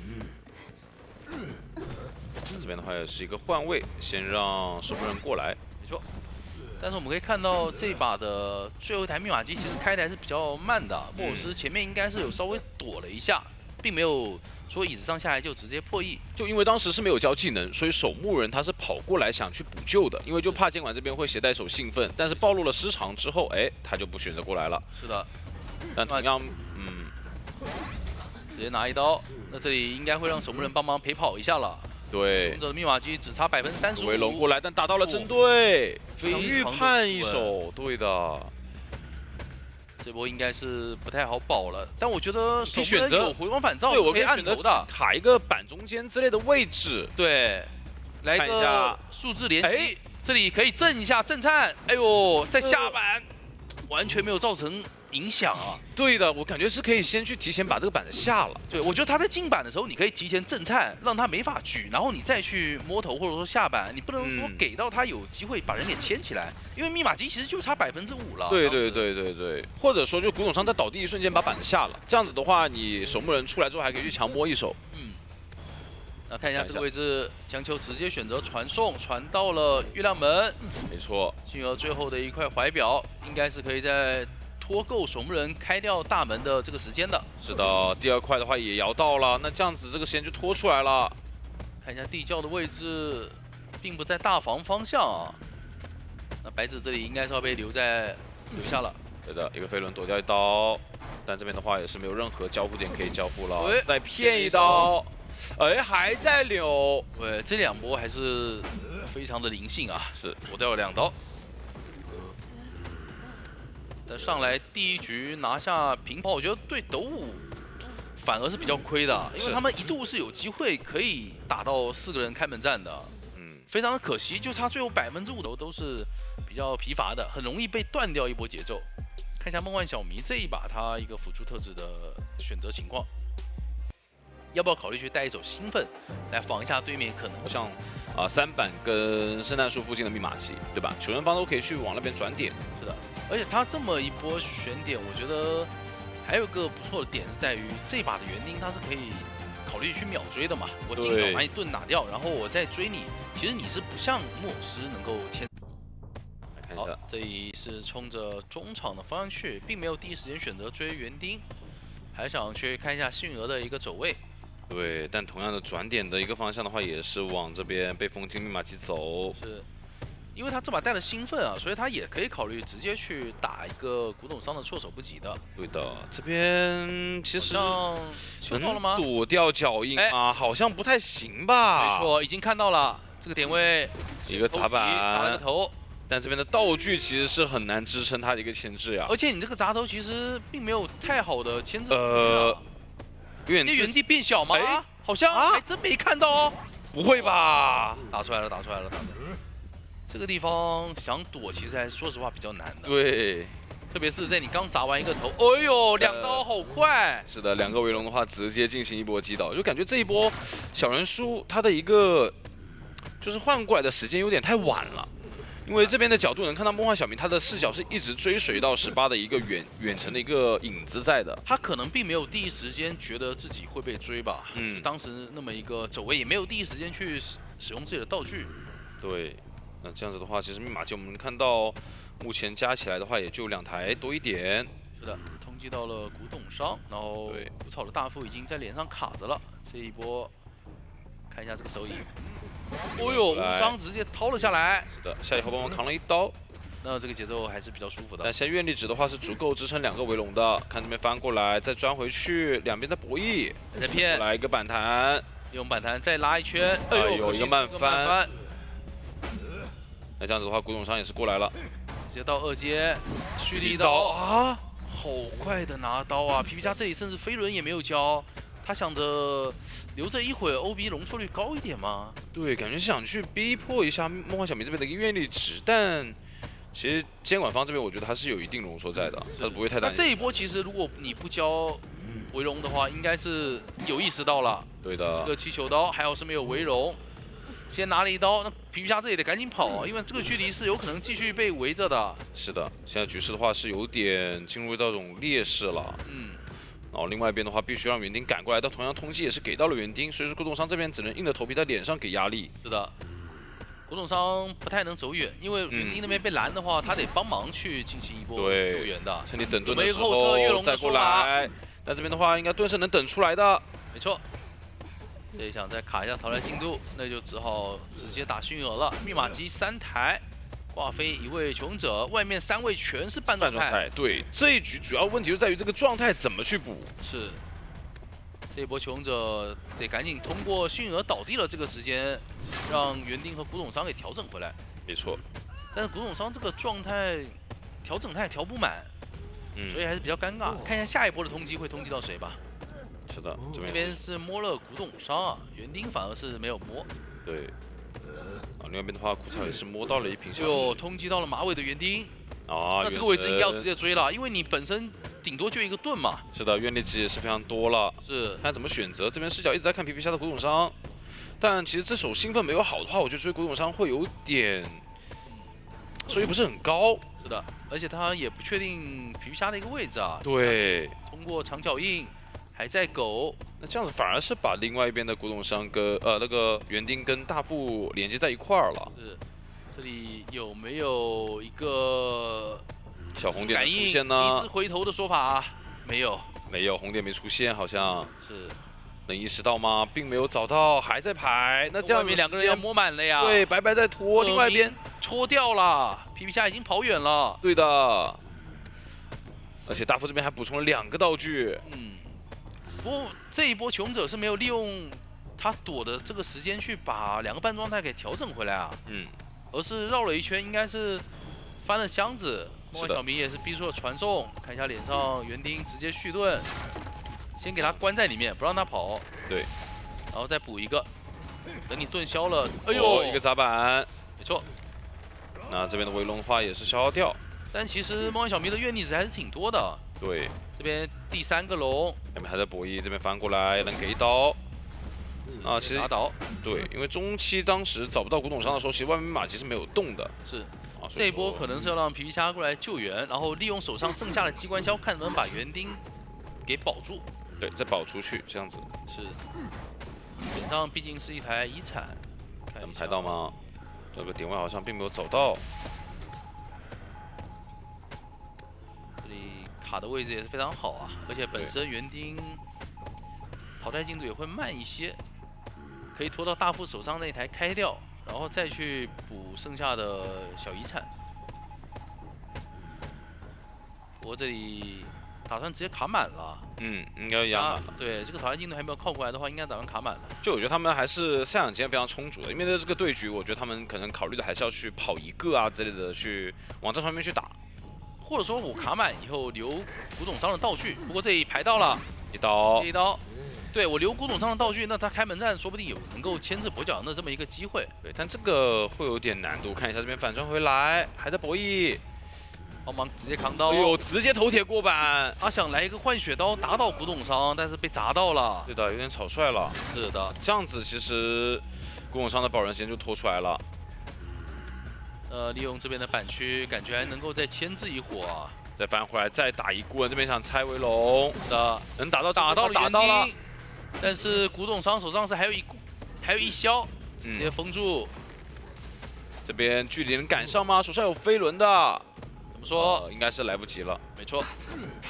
梦幻小迷手上的传送也是好了，但这一波不敢当面传，不敢，因为皮皮虾卡了一个非常近的位置，对，你传的话，他会直接把你给打断。就索性可以等一下愿力值再击倒也行，但是这边的话选择直接命中，那看一下能不能迅速的解决了。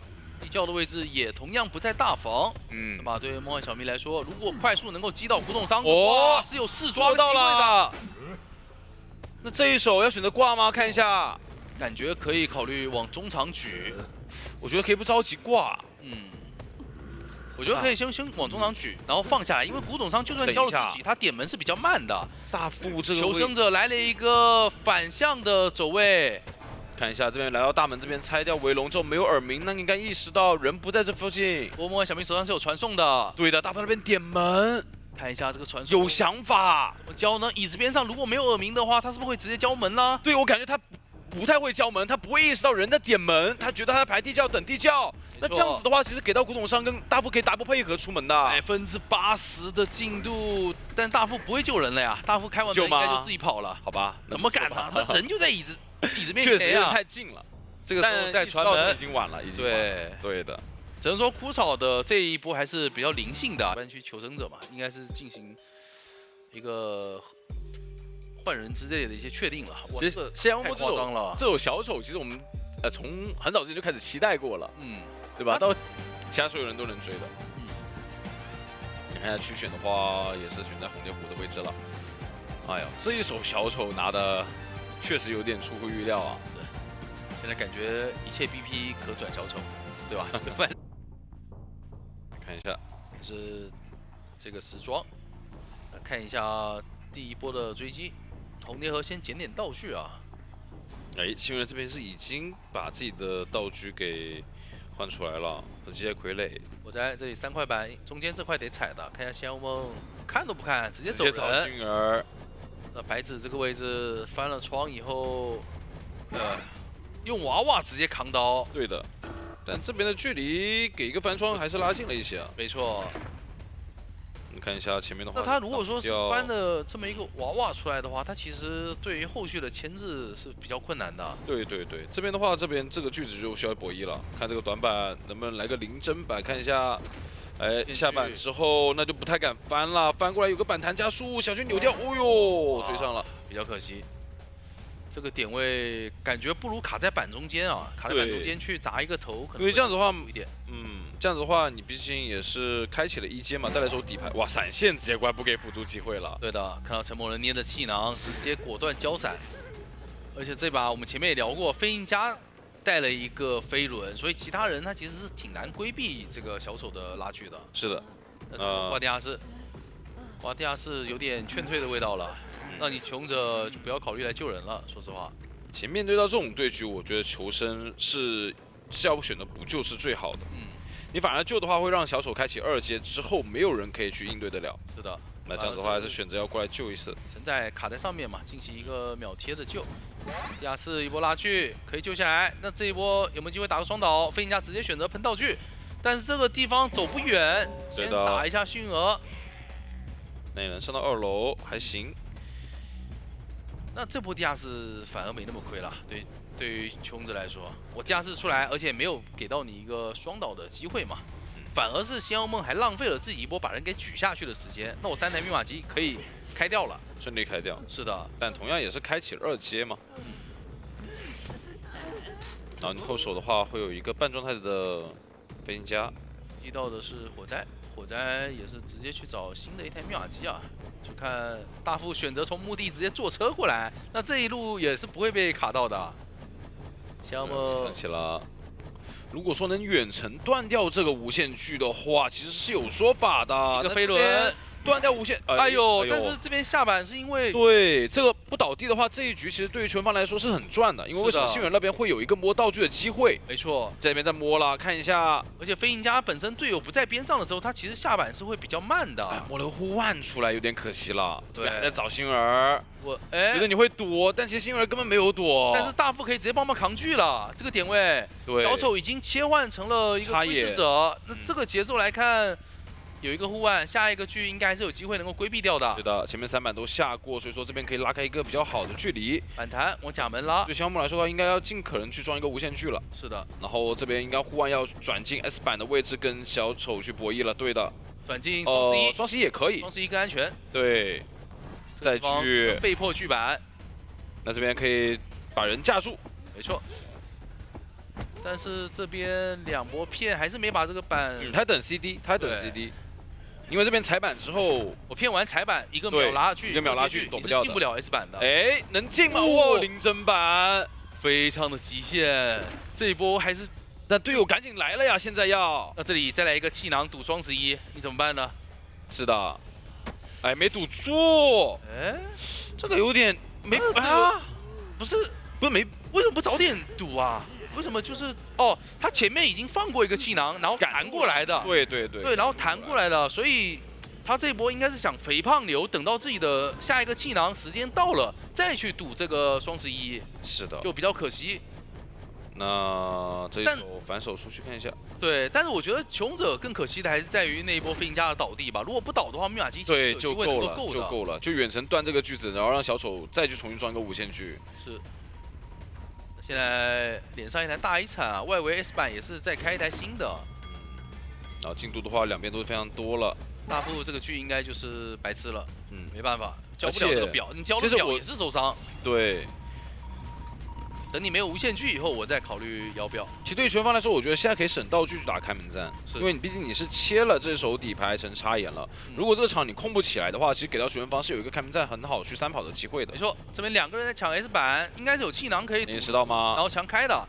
我说选择挡一刀切开，但是有挽留，有点惊喜，没打到。这一边的话赶紧拉手，因为飞行家是唯一一个半状态。是的。但是这一波也算是帮忙顶了一下，如果不是这个悬停的话，其实火灾当时已经要倒了，那火灾得再回来帮忙断一下这个无限锯。对的，但这边的话直接选择管门，因为知道你门是不能让你点开的。没错。但无限锯我们能注意到，其实西华门这边不多了。是的，这里断无限锯，再交怀表往墓地方向的一个地窖跑。对的，另外一边已经赶到双11的位置。这怀表感觉距离是够的呀，前面双11的板子还在，这里还能再下一个板。最后的1秒钟非常极限。对的，一个踩板。那要考虑什么时候摇了？交怀表，看能不能空地去扭一个锯子吗？哦呦，扭不掉，那不够了。5秒钟的失乐园状态，并不足以跑到地窖上，那就不够了。对，很可惜啊。当时如果不往左边拐，是走直线，我觉得是有机会走到的。对的，但门的话可能会稍微还是差一些。对，门还是会差一点点。那看一下求生者最终又是完成了一波保平，甚至这把求生者其实如果。跟目前来讲，其实有太大，就还是有改动的嘛。是的，是的。最近其实我发现 Ariel 这边的喧嚣登场率反而是下降了很多，下降很多。各个队伍就越来越会应对喧嚣了，导致监管者这一方呢也不太敢去掏出来使用。就喧嚣它有个很大，他直接选在了墓地啊，也不是让求生者第一时间没法进入墓地去进行一个牵制，先把这个位置站住。这样的话，气象学家就得往中场或者说往独栋的方向去。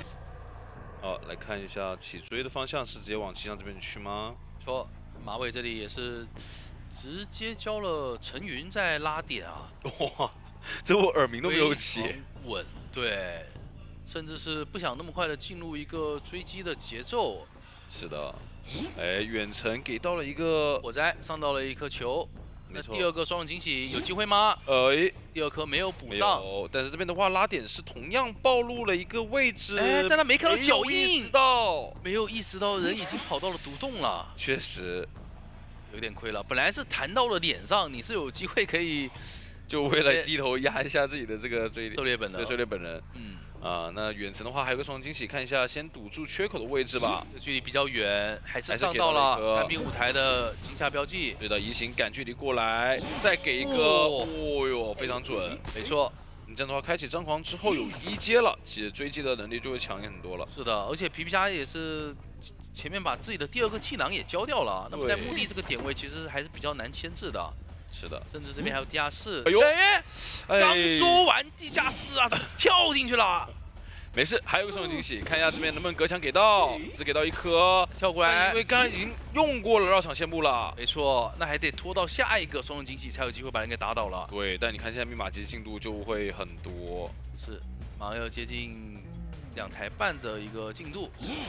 来一颗，哎，皮皮虾躲掉了，再来一颗，下一波还能躲吗？但是绕场线木好了。终究还是打倒这一波，其实牵制的还挺成功的了。对，而且他是倒走了地下室。对，就这里强挂地下室是有风险的。前面其实梦幻小迷他的双惊喜，我们看到移形以后补的那一波还是补的非常快啊，但可惜一个失误的空中飞人导致自己进入地下室，没有了那一波追击节奏。对的，那现在虽然被通缉到，但是卡在外围有一个悬停背包，是不太怕被拦到的。哪怕正常翻进来都行。直接一个悬停飞过来，甚至不想让你打掉状态啊。对的，哪怕你远程双击上一个球，但是也无济于事。对，这也就看飞行家是不是要考虑直接修墓地了。如果直接修墓地的话，梦幻小迷得把人给压回来，干扰这个飞行家，不让他把第4台、第5台就找机会在这个地方破译。但是皮皮虾也是有点难的，因为这边镜可能已经带走了。是的，但梦幻小迷还是会挂回去的，就挂到外面这张椅子，然后用双惊喜去干扰18。对。另外一边的话，用面再去补充道具，但这个位置的话是通缉到了，所以说又有一波拦截的说法。没错。但这个点位，如果说正常推进这一局的话，其实对圈方来说是又是比较有想法的2个空中飞人，但是起码没有起到了一个逼救的效果吧。但他这里可以一直掏呀，哪怕被震慑，我觉得一直在给扭啊！哇，再弹个护腕回来，再掏啊！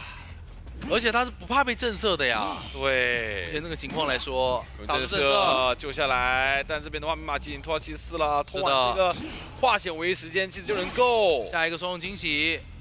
前面应该要找机会卡个板，不过卡板的话还是会差一点吧，感觉。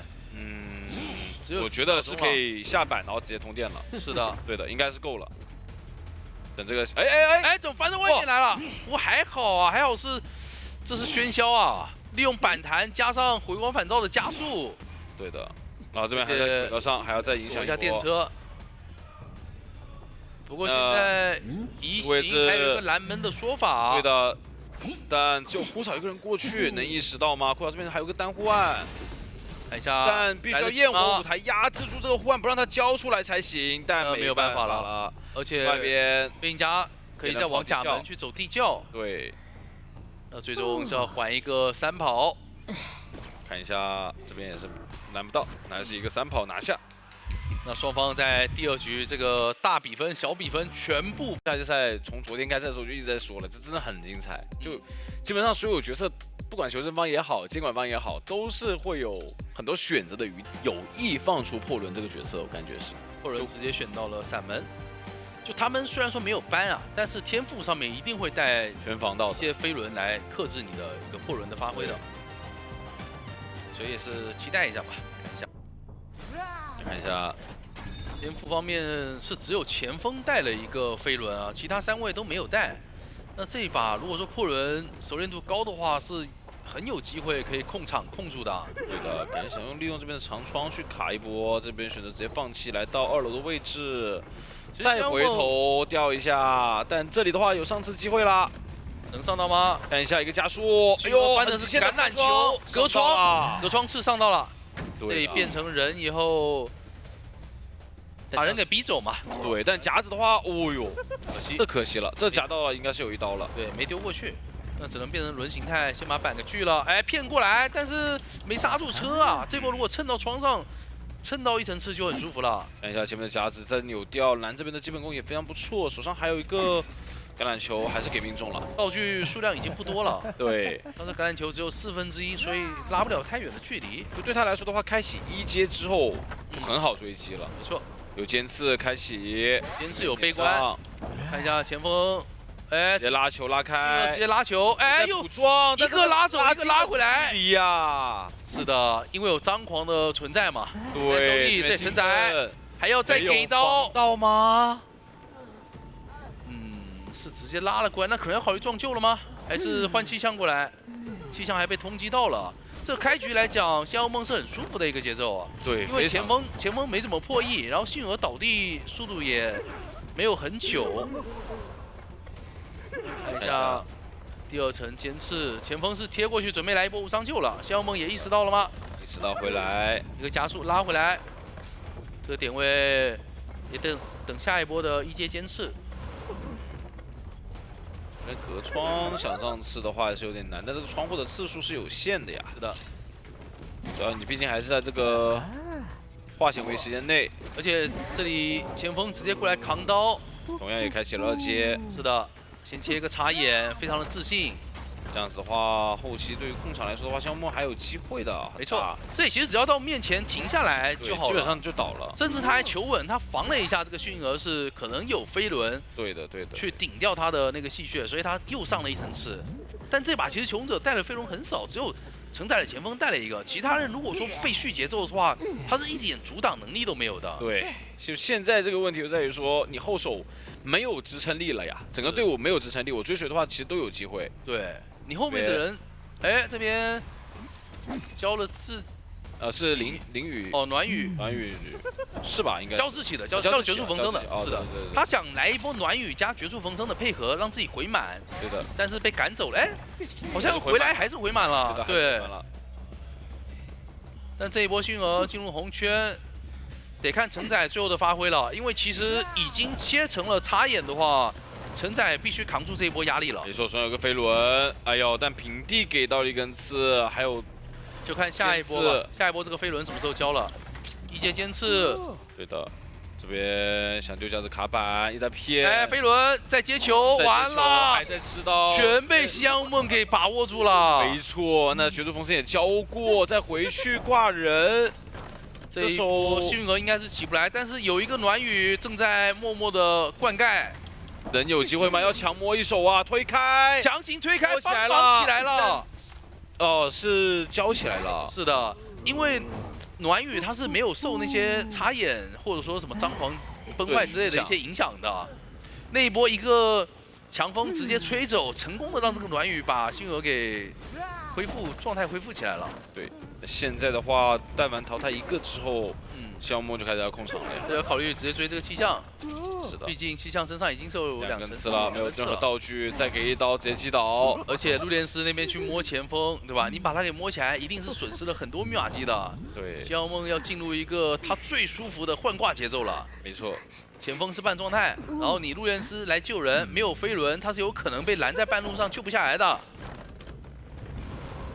看一下有没有机会找到陆炼师了，这个位置陆炼师是不可能救下来的。再一个2阶。直接把戏谑也交在他身上，前面拦截一手，外围的话还差一整台密码机，这边哎夹子小失误，稍微拦一下，但是没有关系，离椅子还有一段距离，等下一个夹子，他只能说利用棺材，哇，很准。等一下，但他好像没有放灵柩，那哦，就在小房，就在里面，对，他只用利用这个了，硬拖时间嘛，现在是的，就不能在第3回合给到一个4抓呀，没错，看一下。但是外面是一个前锋在破一台全新的密码机啊，有点难。这里就看一下能不能针对到气象了。这下来一定，哎呦，悲观先捏，然后再一个夹子减慢气象的移速，想打一个针对刀，打到了。哇，这一把的整个从追击到控场到换追的一个意识，香梦是完全把握住了，一点失误都没给到求生者。没错。这边再去找承载的前锋，这边的话坚持上到一根刺，手上有飞轮，飞轮只能躲，而且哎，这里机缘没好虽然说没。有上到刺，对，但是其实这个位置还是比较差的。下一波夹子有没有机会夹到？只要一动就夹到好准哦！就这个夹子放你前面，只要你一动就夹到。对，刚从眩晕里面出来就进入了一个被夹的状态。而且这边是交过了绝对逢生的，是的，所以说再回头去找陈某人看一下，这边也没办法自己了。哦哟，还预判到了要交绝处逢生。在第3局，先我们完成了一波4抓。就我们前面其实想着的班位，对，然后给到了，其实德国这边就想说，我第3回合我把唐人街选出来，让自家经纬可以打小手，同时我这边对你没有的同时，我可以去搬你的后手角色。是的。不好一个我其他3个都带双男飞轮，我甚至佣兵也可以考虑带个飞轮呀。对，那这个整体打下来的话，感觉不管打任何监管者，他其实都是非常舒服的。是的，你会发现，开局看一下闪门这个点位，先捡2个推进器，对的，然后再考虑下一波追击的节奏了。脸上是入殓师，马尾的入殓。对，前面的话先去平地破一下板吧。上面准备放个灵柩卡住那个位置啊。对，但这个位置是没有卡特别好的。看重勋的一个过来拉，其实可以贴得更近一些。就重勋我可以直接昆虫不修，没关系。你找我的话，我把重勋收回。但这边的话，我可以选择上2楼，对，你还是没节奏。是的，就这个你上2楼那个外楼梯，其实还是有点危险的。对，这边还灵针板断了一句，重勋都没有消耗到。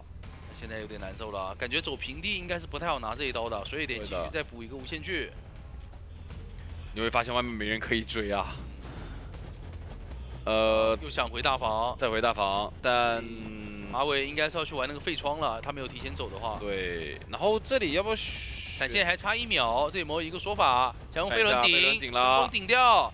但前面的话还是有个平地刀的机会啊。是的，那应该要选择带走自己的棺材了。是的，吃一刀往外拉嘛，离灵柩越远越好。对，但是这一波无限距拉出去。这边长窗要直接交闪现了，感觉不交的话要拖很久。哎，继续交。哎，还好闪现没交，感觉刚刚是想交闪的。是的，其实他当时前面早交的话可以省个10几秒，但是这里也只能默默的挂回去吧，哪怕有地下室他也没法挂，毕竟这就是入殓师的强大之处。只能挂到大房外围了。但是密码机我们能注意到，现在已经来了3台了。对，这个就是。而且你等到入殓师下一波再上椅的话，就是要第4台、第5台都在修了，4、5台在动了已经。因为入殓师这一波出来，你要逼掉你的闪现了。对，主要你要知道一点就是什么，就是2楼板子我还没用。对吧？那这个位置的话，我还可以把板子先拍了，然后逼你去踩板，然后再往下走。你1阶距还没2阶，你还不好去直接拉。是的。这把前带的还是一个底牌加张狂啊！看一下这边能极限进板吗？感觉够，还是下到了一个板，断掉了这波距。这个距离你还很难受，这边还只能翻窗再跟追。完了，坏了！这一波再补一个窗台，等下一个拉锯好了，但是外面的密码机也已经是很多了。对，现在就看87那台能不能及时破开。是的，这样子的话，佣兵是能去解放出来去救人的。破不开都无所谓，因为佣兵身上修的是50的嘛，他可以提前来，等那80多的修完了再去补佣兵的就好了。对的。但雄者这一波好像选择是不打算救了吗？难救，佣兵都没动。所以我觉得可以救。应该是觉得这个淘汰进度很稳，对吧？就卡满卡死一点。毕竟上一个化险为夷这个机子就够了。飞轮直接顶掉，换一波距，不给机会。熟练度非常的高啊，对的，基本上这个飞轮交出来就是稳稳的断你一波无限距。苦草队这边的一个状态淘汰条的把握也是非常精准啊。是的，甚至是摊了很久的密码机，对，然后才过来的。只能被迫去换追病患了。因为这波必须要把这个病患给打倒在遗产。但是皮皮虾同样的也不会给你这个机会啊，就提前交钩爪，带远一点，然后后面就会让佣兵偷偷的过来补一下这台密码机。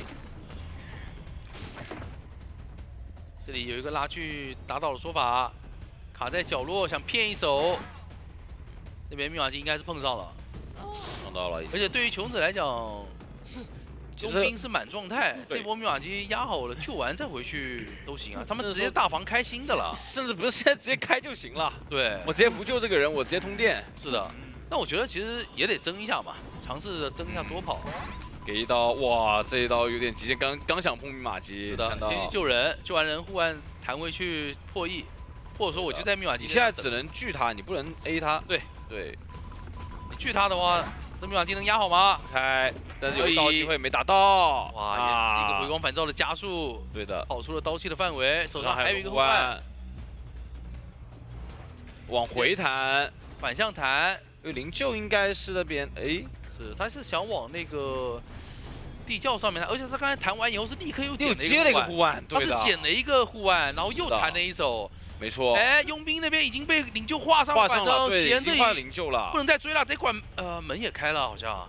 肯定关不了门了，已经对，那这把感觉很危险了，拦不住了，拦不住了，有可能要试跑了。对的，闪现看这个是在的，但是病患那边能出门吗？打一刀，那这样子要不直接反呢？反了呀，直接反，而且你反反了到门口，你打他也不行啊，他有坚强，对啊，你打他也不行啊，你打他，他也是直接出因门。为他等他自动倒地的话，牵起来再放下来，还可以逼他那个什么，捡起来再放下，但是你最终还是得挂他。还是要挂他，但是他可以先去逼人走，对，但是但你那边边走，他有地窖走地窖，对，已经是死局局了。了，没办法，确实。这最后这个他倒在地窖上面，好像。